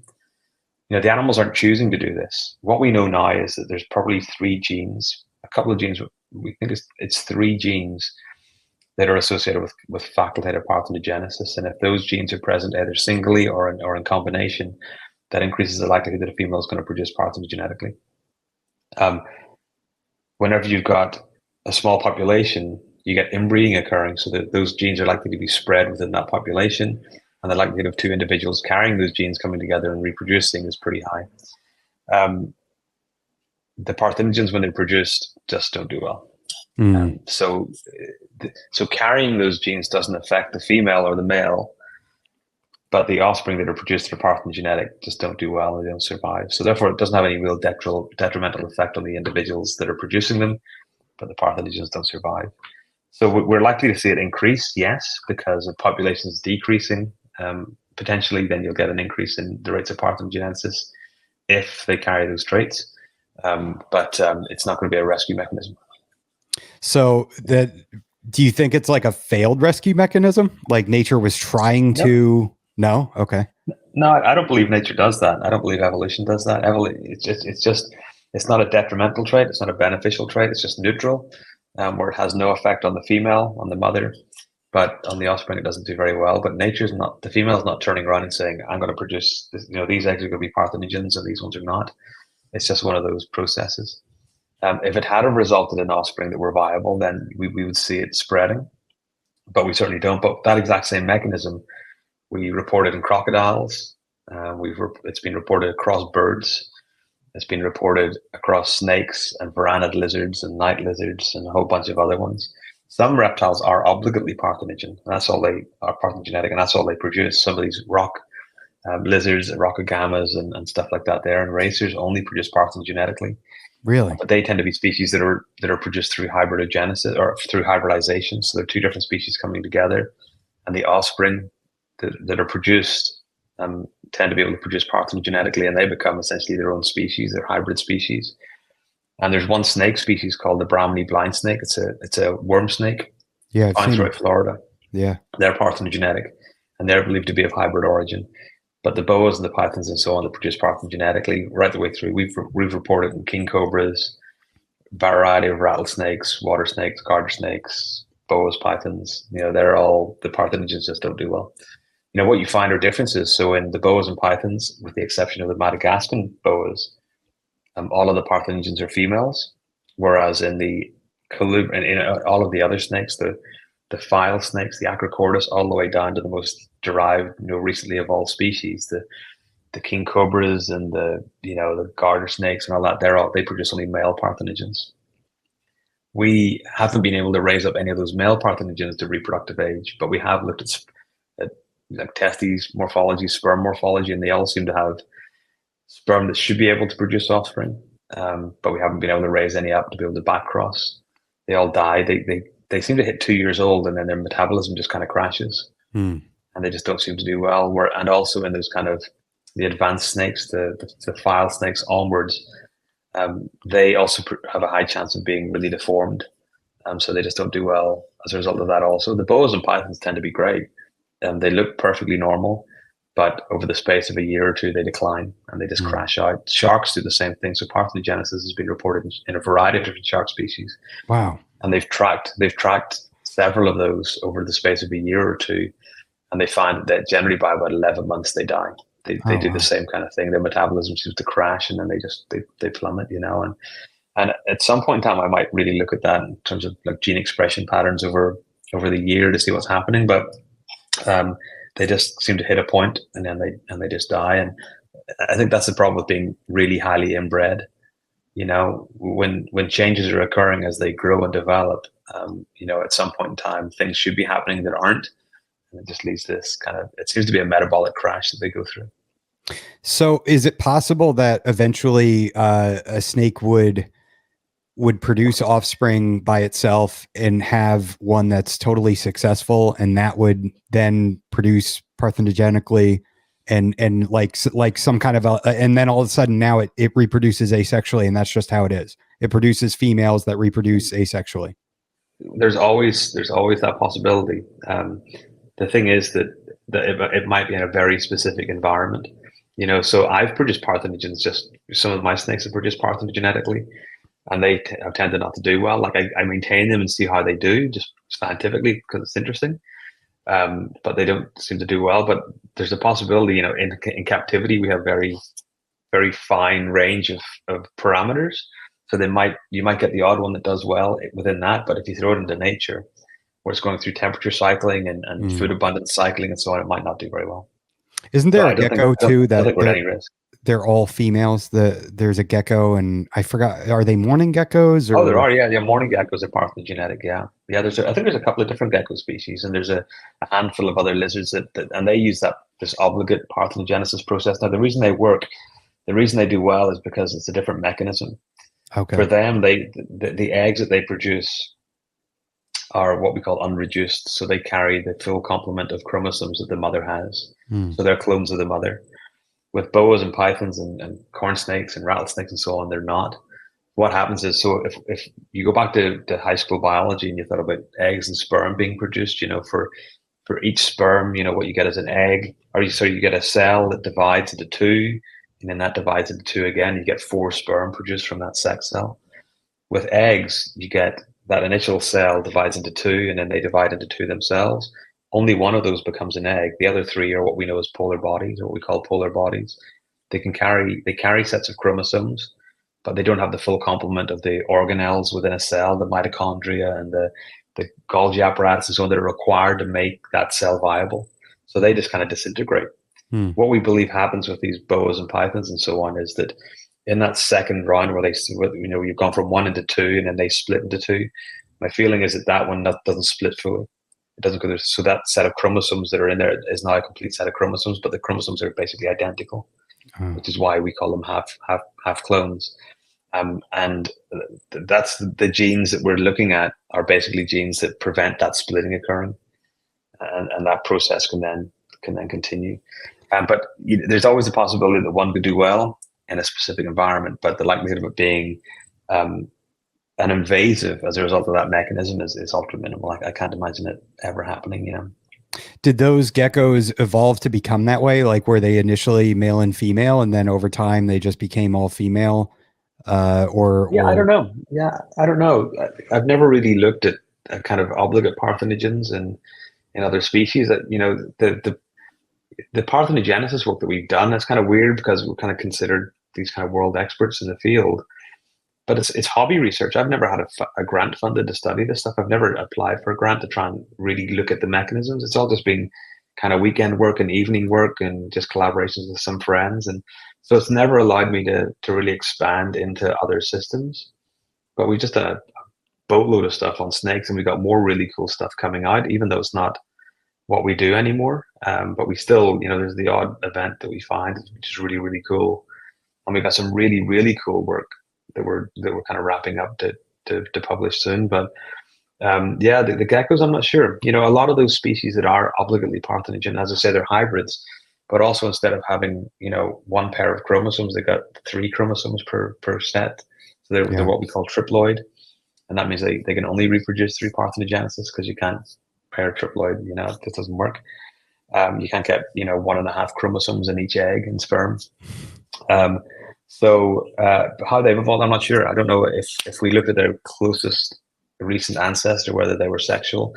And there is a paper, I think, by Matt Fujita at University of Texas, Arlington, that has looked kind of at the kind of phylogeny and the history of parthenogenesis and those obligate parthenogens. And I should go back and look at it. It came out about 10 years ago. And they might have, when we look at the genomes of those, we can trace back to their kind of, species splits, and we can infer whether they were sexual or asexual. So I'll have a look at that. But it's very likely that they evolved from sexual species, but through hybridization, and then that resulted in the stable parthenogenetic species. But what we also find is that those obligately parthenogenetic species tend to be pretty short-lived in the evolutionary timescales, maybe 20,000, 50,000 years, maybe 100,000 years. But then they just kind of decline and they disappear. Thank you. Thanks for answering all my questions. Because it's something I think about often, and I didn't realize that it was such a huge difference between those snakes that it kind of is a fluke with, and the geckos where they're obligate, and it's just part of their biology. What about sperm storage in snakes? Is that common? Yeah, we've done a bunch of that. Yeah. So we've published the longest records of sperm storage in vertebrate species, and that's been nearly 7 years in rattlesnakes. And it's been pretty cool because we've shown that rattlesnakes have the ability to not only store sperm, but to use that sperm in multiple different events, reproductive events, up to about 7 years of storage. How they do it, we don't know. So there's different snake species have different mechanisms of storing sperm. The pit vipers that we've been interested in have eastern diamondbacks and western diamondback rattlesnakes specifically. We believe that they have either kind of structures that allows them to store sperm within them, kind of close them off and prevent damage, or they twist the uterus. It's called uterine twisting, and that kind of maintains the sperm in kind of a package in a certain area and restricted from other access. How it doesn't get damaged, we don't know, because you've got these things called oxygen-free radicals that are bombarding DNA continually, and they cause mutations and potentially could break down the structure of these sperm. And it doesn't seem to do that because I think in the first paper we published, which I think was 2012, we looked at long-term sperm storage in rattlesnakes, and we found a female that produced, I want to say it's either 11 or maybe even like 16 or 17 babies. They were all perfectly fine. And this was after, I think, 5 or 6 years of storing sperm. So pit vipers can do it really well. We know that things like corn snakes and king snakes can do it because a female corn snake can produce multiple clutches of eggs over a reproductive season from one mating. Wow. So they can do at least short-term sperm storage of a year, maybe longer. I've seen it in boas, but boas aren't very good at storing sperm. I've seen females produce a year after they were mated, but the offspring tend to be pretty deformed and they don't do well. So then boas don't seem to store sperm very well. But pythons can. So blood pythons, I think, have been reported anecdotally producing offspring 3 to 4 years after mating. And ball pythons, we've seen it happen a number of times. People producing offspring one reproductive season where the offspring don't match the parents that were paired, the male that was paired, but they do match the male that was paired a year or two previous, which is kind of scary for ball python breeders because they need to be sure that what they're selling as hets are actually hets. We saw that a number of years ago, a very large breeder selling animals that were meant to be het albino that turned out to be het caramel, a different type of albino. Yeah, that related to the animal that it was paired with a year or two previous. So the sperm storage is actually a real issue. Chelonians like turtles and tortoises can store sperm for a couple of seasons, and we believe that crocodiles can do the same thing. Mammals aren't very good at it, except for bats. We think bats can store sperm for several months. But reptiles are the king of sperm storage. Insects are also the king of sperm storage. Some ants can store sperm for decades. Same with termites. But snakes can certainly do it, and that's got real implications for people captive breeding animals and selling what they think are hets, and it's got real implications for conservation projects on animals as well. We've done a bunch of work with the zoos to genotype offspring from pairings, and sometimes we found out that they're not the offspring. They're not from the pairings that they predicted. They're from males that were in the collection years previous. So. Wow. Now, is that just a byproduct of not having a lot of mates around? Is it something that just came along, you know, through natural selection in that way? Because like with the Diamondbacks, you said that they're really good at it, right? Yeah. We don't know. It's and that's a really good question. It's one that we can't address. You know, we don't know what drives it. We don't know what stimulates it. Just like parthenogenesis, while we have a number of genes that we believe are linked to it, we don't know what is the trigger for that. Because, you know, in ball pythons and in boas and pit vipers, we've seen parthenogenesis occurring whenever plenty of males have been around, and in fact, males have been mating those females. With sperm storage, we just don't know, and the problem is that's a really difficult topic to try and study, because you need to establish large colonies of these animals in labs, and you need to track them over long periods of time, and that's really expensive. And you might have 100 or 200 of these snakes in a lab that you're pairing, and hoping to watch them over 5, 6, 7 years, and then they might do nothing, and that's been really expensive, or they might do something. So, you know, many of these really interesting questions, we just find it very difficult to address. All the parthenogenesis stuff, you know, a lot of our samples have come from private, you know, snake keepers or breeders or zoos. They're the only ways to do it. Studying parthenogenesis in the wild is very difficult, and yet we did publish the first record of facultative parthenogenesis in being detected in nature. We published that in 2012, I think, in pit vipers and copperheads and cottonmouths. But that required really intensive collection of gravid females. They were brought back into the lab. They were allowed to give birth, and we genotyped all of those offspring for a different project. It wasn't for studying parthenogenesis, but 2 litters just happened to have the characteristics that we expect from parthenogenesis, and it turned out to be. It's since been documented in sharks in the wild as well. But sperm storage you can't document in the wild, because you can't track an individual all of its life and know who it bred with and who it was near. So that's a really difficult, really difficult question to address. But I think the biggest thing about it is how they do it. What is the true mechanism for storing sperm? Because, you know, rattlesnakes could be in the winter hibernating at 30 degrees or 40 degrees, and in the summer could be basking at over 100 and storing sperm for 7 years of this process, and the sperm's not being damaged. And yet you look at mammals and you look at, like, you know, sort of human sperm storage or storing sperm for agricultural animals. You know, we use liquid nitrogen. It's really expensive, and it's often not working very well. You know, you got to keep them at these sub-zero temperatures, you know, very stable. If we knew the mechanism that snakes are using, and we're able to transfer that over to mammals, whoever does that is going to become a multimillionaire, because then you do away with the need for all that, you know, deep freeze kind of temperature storage. And so it's really cool. I'm surprised more people aren't actually really looking into understanding the mechanisms that are involved, whether the sperm gets wrapped up in a protein or, you know, how that whole process occurs. We just don't know, but it is pretty fascinating. It's really fascinating. And so one of my questions to that is, let's say you have you said it was common in blood and short-tail pythons. So if they are paired, could they potentially have like a mixed clutch from the snake? Yeah. So you could have a litter that would make no sense, or half of it would make sense, and the other half you'd be sitting there saying, where did these genes come from? This doesn't make any sense. Wow. And the same thing can happen with parthenogenesis. You can have a litter or a clutch where part of those offspring or part of that litter is parthenogenetic and part of them are sexually produced. So it's remarkable. You know, multiple paternity is very common in nature. You know, most species are not monogamous, and in fact, whenever they produce offspring, it's very common that there are multiple fathers for those offspring, especially in birds and reptiles. But the fact that you can have sperm that was a female that was inseminated a year or 2 or 3 years prior, and that sperm is mixing with a male that might have mated that female that season, and you'll get offspring that are split, you definitely can have that. Yeah. So if you're looking at buying blood and short-tail pythons, the genetics that you think you're buying might not be the genetics that you think you're buying.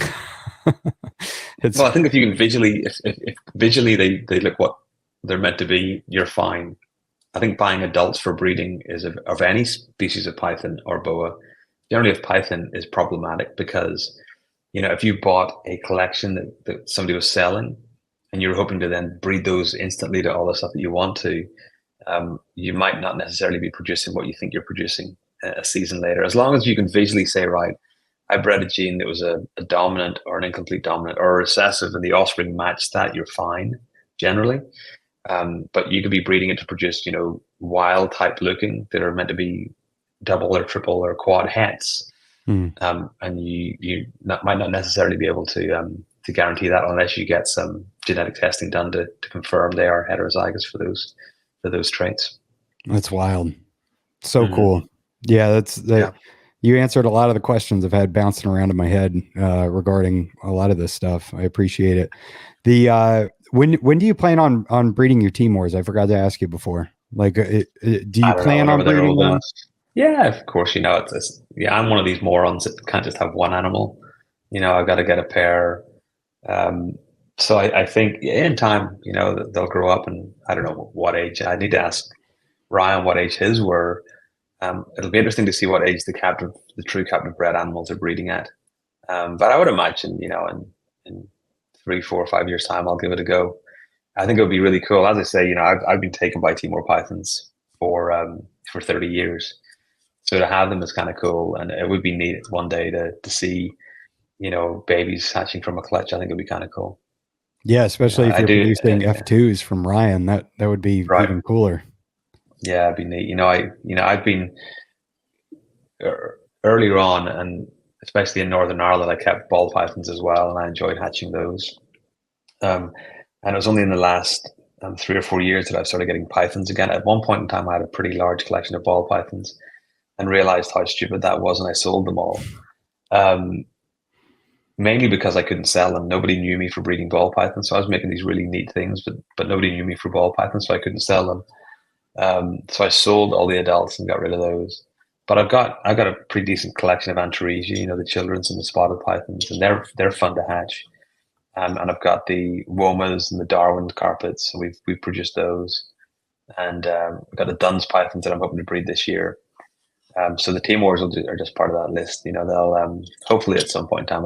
I don't know. I'm not sure how thrilled I am at the idea of taking a female Timor off a clutch of eggs, but maybe that would be a maternal incubation project. But yeah, we'll wait and see. But I hope so. I did ask Ryan. He said around 5 or 6 years old. So yeah, we'll have to compare notes and because I've got the same dream. I said I have 2 males, so I don't know if that's going to help me or not. The second one was just a great deal that came up, and I thought I might as well do this. So I think it's always good to have more males than females for some of these species. It's amazing how some of them can be pretty lazy breeders. I've bred tree boas for 30 years, and some of my male emeralds or male Ruschenbergeri or male Amazons, they've got absolutely zero interest. And it's always the projects that are most important to you. So having an extra male or 2 is never a bad thing. So I think in time, I'll probably pick up another male or another pair. We'll wait and see, but probably another male. I think it's not a bad thing to have some kind of male-male competition for a little bit and then put in the male with the female that's kind of most likely to get things done. So we'll wait and see. Would you introduce the males together or just throw a shed skin in the cage? No, I'd put them together. That's what's going to happen in nature, right? And they're going to spar. I just make sure I remove the one that is getting a little bit beaten up, and then at that point, if the way I do, because a lot of my tree boa cages have got connecting tubes, so I can link different cages together for different males and females. And I think if I did it that way, I would just have to make sure that I've got connecting tubes between all of the enclosures from those males to make sure that the right ones are going to the right enclosure and having the right access. But I kind of like those kind of projects, so I think it'd be kind of fun to do. I think Owen McIntyre has the same setup for his Timors. He's got the tube that they can go through. If he ends up producing F1s, I don't know, maybe I'll have to grab a female from him and have 2.2. That would be nice. Yeah, he's got some white lip pythons that I keep looking at, and I'm just running out of space. And yet I've always loved white lip pythons as well. So that could be it. A year ago, about a year ago, I've always loved T-positive Colombian rainbow boas. Ever since Brian Sharp showed me the first one that he had, I don't know, 20 years ago, 18 years ago. but I never got them. And then last year, I just thought, I was talking to a friend who had some for sale, and he gave me this killer deal on a pair, and I got them. And that night, maybe I had a couple too many glasses of wine, but I the next morning, I had also bought a pair of T negatives and a pair of patternless and a pair of aneurystic. And I kind of went a wee bit over the top with them, you know. So I'm afraid that one night I'll see a killer deal on some really good white lip pythons, and they'll appear in a box a couple of days later. So, yeah. Just the right amount of wine and white lip availability. Yeah, I hope not. I just got to stay off morph market and stuff in the evenings. Yeah, the rough scale pythons are another one that I really like. That Owen has. We've thought about those. So, you know, my friend has got my Womas and my Darwins and stuff like that. You know, he's been one of my best friends for 30 years, over 30 years. And, you know, he was out of reptiles. He moved from Belfast back to the UK, and then from the UK to Houston to work at Rice. And then from there, he moved up to Knoxville, where he works at UT Knoxville. And just happens to be 3 hours from where I am, which is great. But a few years ago, he was visiting us in Oklahoma, and he didn't have any reptiles. And then he saw all the stuff that I had.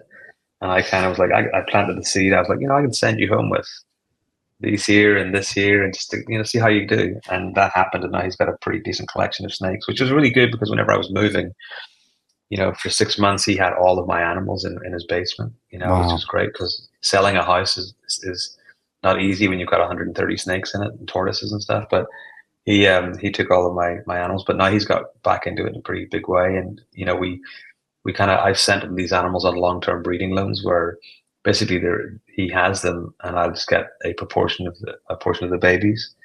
But we have, you know, we reinvest stuff back into it from the sale of those. So we've talked about getting rough scales. Like, their price is plummeting because they're now certainly much more popular. And they're more available. They're not necessarily more popular because they're cool for people that are interested in them, but they're not necessarily a very pretty snake. You know, an Aryan Jaya or a West Papuan carpet python, is much more attractive than a rough scale, I think. Mm-hmm. But they're interesting animals, and I think at some point in time we will get a pair of them, as well as getting a pair of diamond pythons or some diamond pythons. Yeah, but diamond pythons are very pretty snakes. Oh, they're insane, but their price is through the roof right now. Yeah, they've gone up, whereas other things are coming down. Diamonds seem to creep up and up and up. I'd love to keep diamonds outdoors. That would be fun to do in Florida. Yeah, I think that would be my only inclination if I ever moved to Florida, to be able to keep stuff outside. But, you know, some people are doing it with things like emeralds, and it's not necessarily working very well, because while it sounds like it's, you know, this subtropical condition that should be conducive to keeping some of these animals outdoors, it's very, very different than what they have in the wild. The temperatures are much hotter. The humidity levels are very different. And no matter how much rain you put on them, you can't simulate kind of the same environment. So I think some things will work. Some things won't. I'd be interested with diamonds. I don't know if diamonds will get cold enough in the winter, because again, they're a species that likes to get cold. But I think it'll be really cool to try. I think Timors would be neat to keep outside.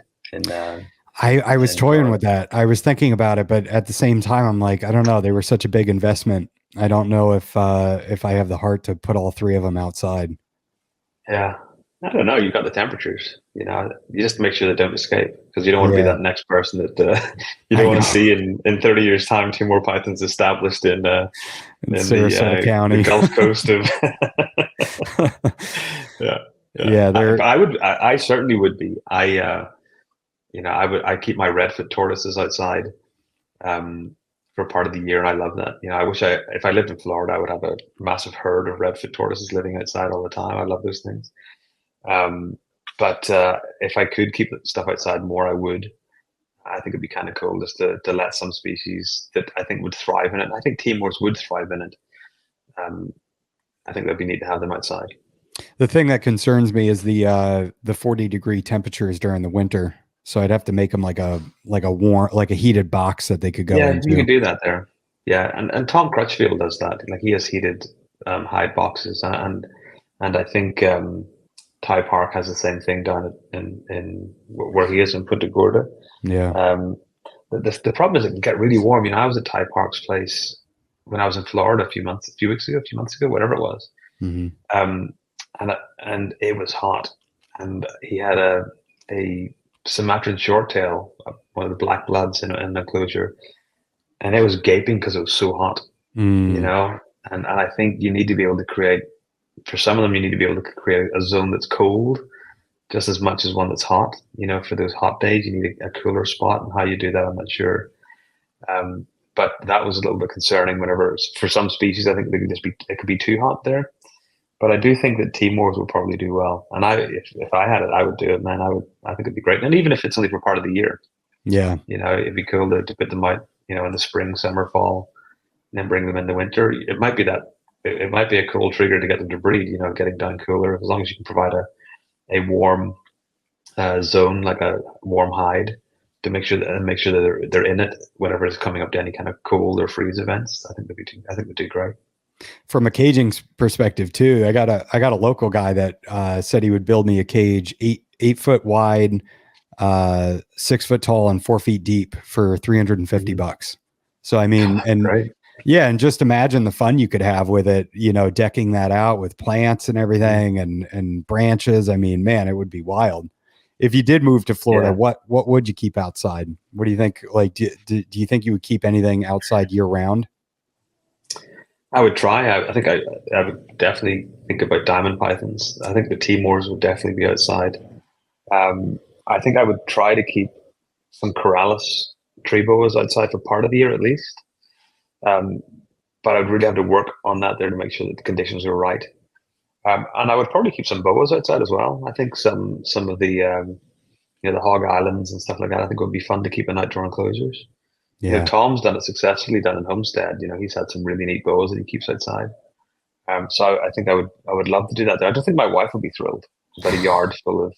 They would have to be really high end, you know, really kind of carpentry kind of quality, you know, enclosures, and that's the only way I couldn't do one of these kind of makeshift kind of things. I wouldn't like that, you know. And I would have an extensive herd of redfoot tortoises because they're just awesome. I love them just wandering around the yard. They're a lot of fun. Yeah, that's really cool. Yeah, I'm gonna make sure my cages look nice from this guy, and make sure that they're well constructed, and then I think I can sell my wife if we keep, you know, exotic tropical plants in there and everything. It'll get her on board. Cool. Yeah, I think that'd be really cool. Yeah, you got the opportunity to grow some amazing plants down there as well, and that's one of the things I really love about being in Florida when I visit. Just seeing the kind of the flora that's around, as much as the fauna, but the flora is just beautiful, you know. And I keep looking at them. God, when could I bring that back to Virginia?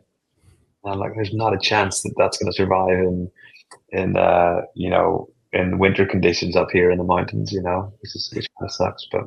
Yeah, I need to talk to Nick about like Australian plants, what I could, you know, do in a diamond enclosure. And Brettles would probably be another great choice for outdoors. We can do Brettles, yeah. I think that'd be a lot of fun. You know, like I used to teach a course in Costa Rica when I was at the University of Tulsa.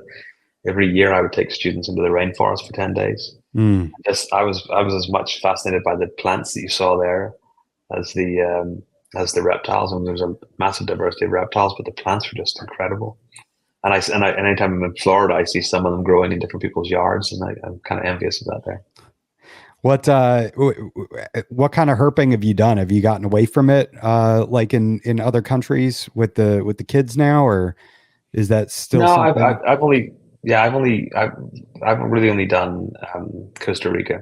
Okay. So for 10 years, I taught this course, and it was a tropical biology course. But I would take students at night. You know, they'd be out doing their experiments during the day in the forest, which is cool because you get to see a variety of different, you know, lizards and so on. But at night is when you see the really cool stuff. You know, I would, after dinner, like 8 o'clock, I would take them into the forest. Anybody that wanted to, I would stay out there until about 3 in the morning, 4 in the morning. And that's whenever you see some really cool mammals. They tend to be arboreal, kind of walking around, but you got to see a whole diversity of different snakes and reptiles, which was a lot of fun.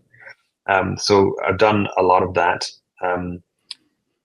I want to get to Trinidad because, you know, my favorite snake species is the Trinidad tree boa, and I'm very lucky to have those here. And you know, I'm one of only 2 or 3 people that have those in captivity legally in the world. And they're amazing. They're just like big scrub pythons, but a tree boa, just super aggressive. But But so I'd like to see them in the wild. And I think, I was meant to go to Australia with Nick a number of years ago. We had planned to fly ultimately into Darwin, I think, and then work our way down through.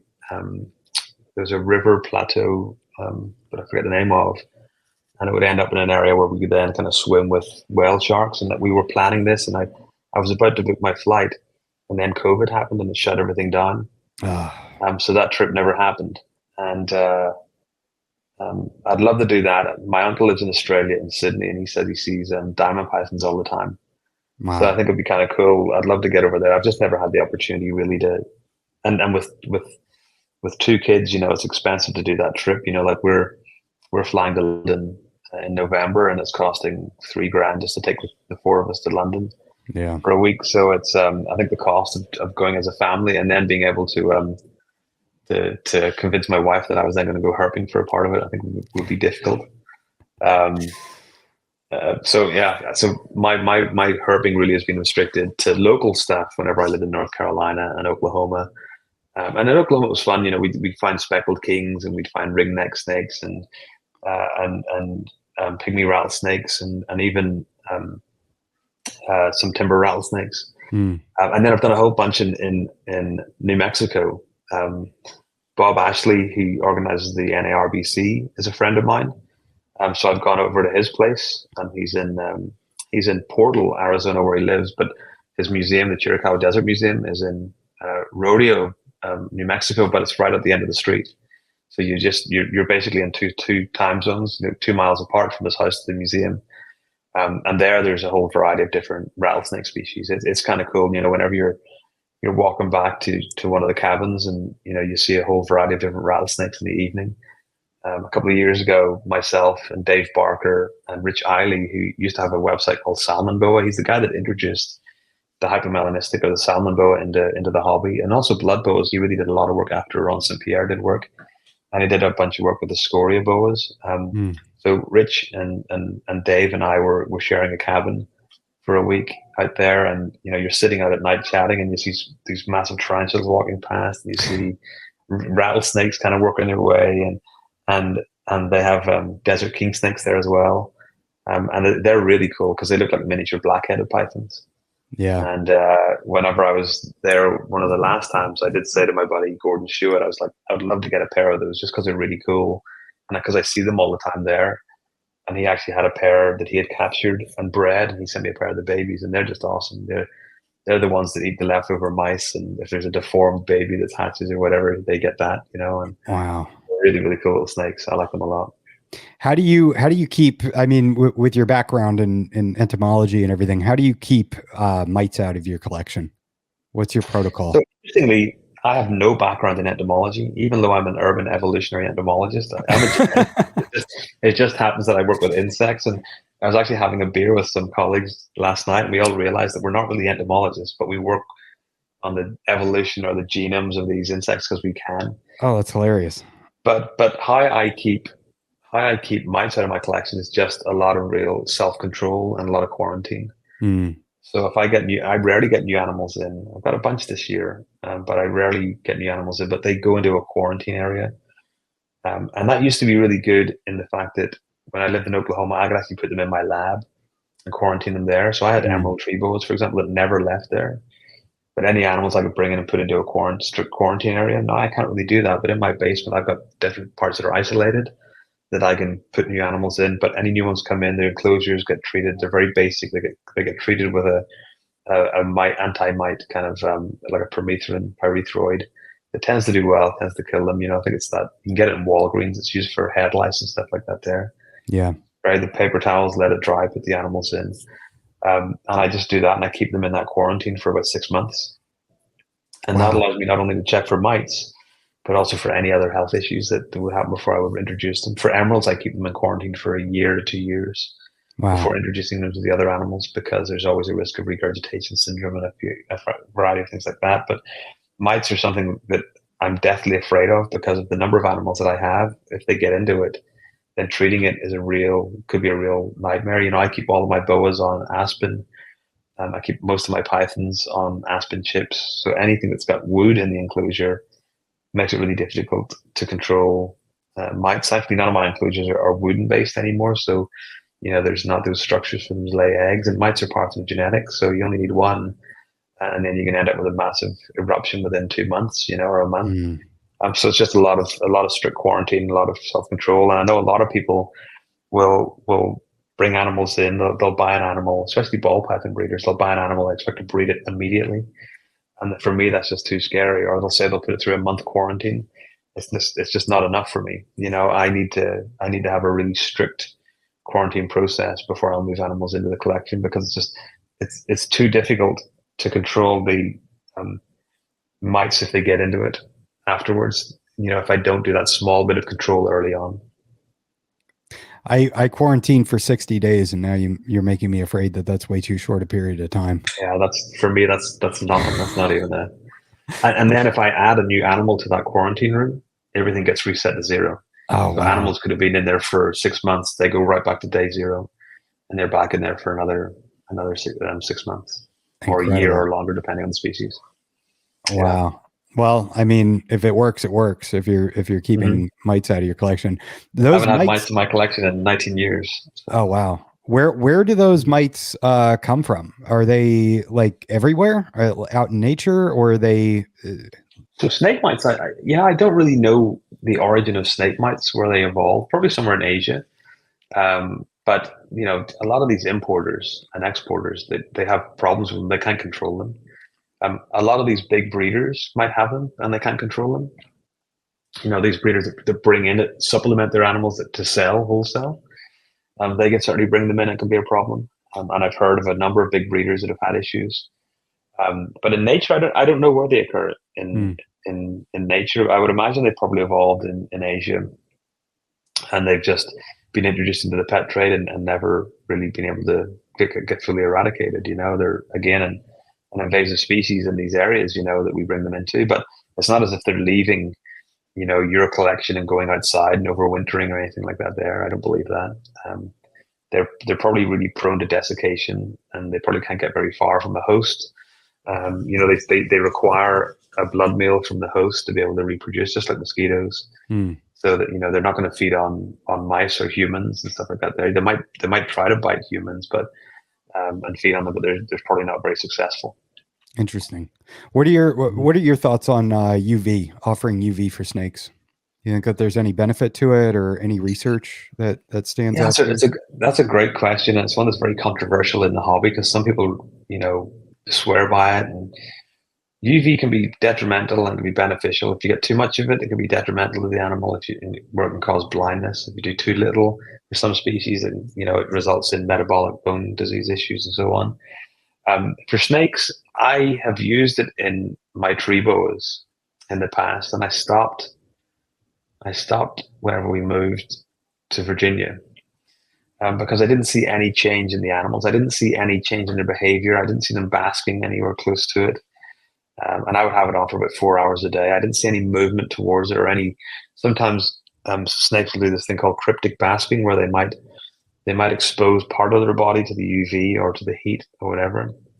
I didn't see any change in that behavior. So whenever I was redoing my enclosures when we moved, because I broke them all down I took them all apart to whenever we moved, I didn't put the UV back in because I didn't see any change. Now with the leopard geckos, we actually have a UV light in with those that's on for part of the day, because that's what they experience in nature. Mm-hmm. While they're a crepuscular or a nocturnal animal, they still have access to it. So I do have UV lights with those, because lizards do have a generally higher requirement for it. My tortoises are kept outside, and in the winter, whenever they come in, I use a UV on them for part of the day. But for the snakes, I haven't seen enough evidence that suggests they need it and that it makes a difference. My boas that I've got downstairs, the boa sigma, so the Mexicans, the Sonoran boas, and the Costa Ricans, some of those animals are in their mid-20s and reproducing still, and they've never had access to UV. So, and they eat fine, and they shed fine, and they just do the cycling that I put them through. So I haven't seen a big change in them, and their color's bright and vibrant, so it's not as if they're requiring it for that either. So I think it's a species by species thing. I don't think it's going to hurt many species if you use it. Like if you want to put it in your enclosures, if you're growing live plants and you've got emerald tree boas or whatever, I think the plants are definitely going to benefit from it. The emeralds might. We don't really know. I haven't seen it with mine, but yeah. Have you reproduced emeralds?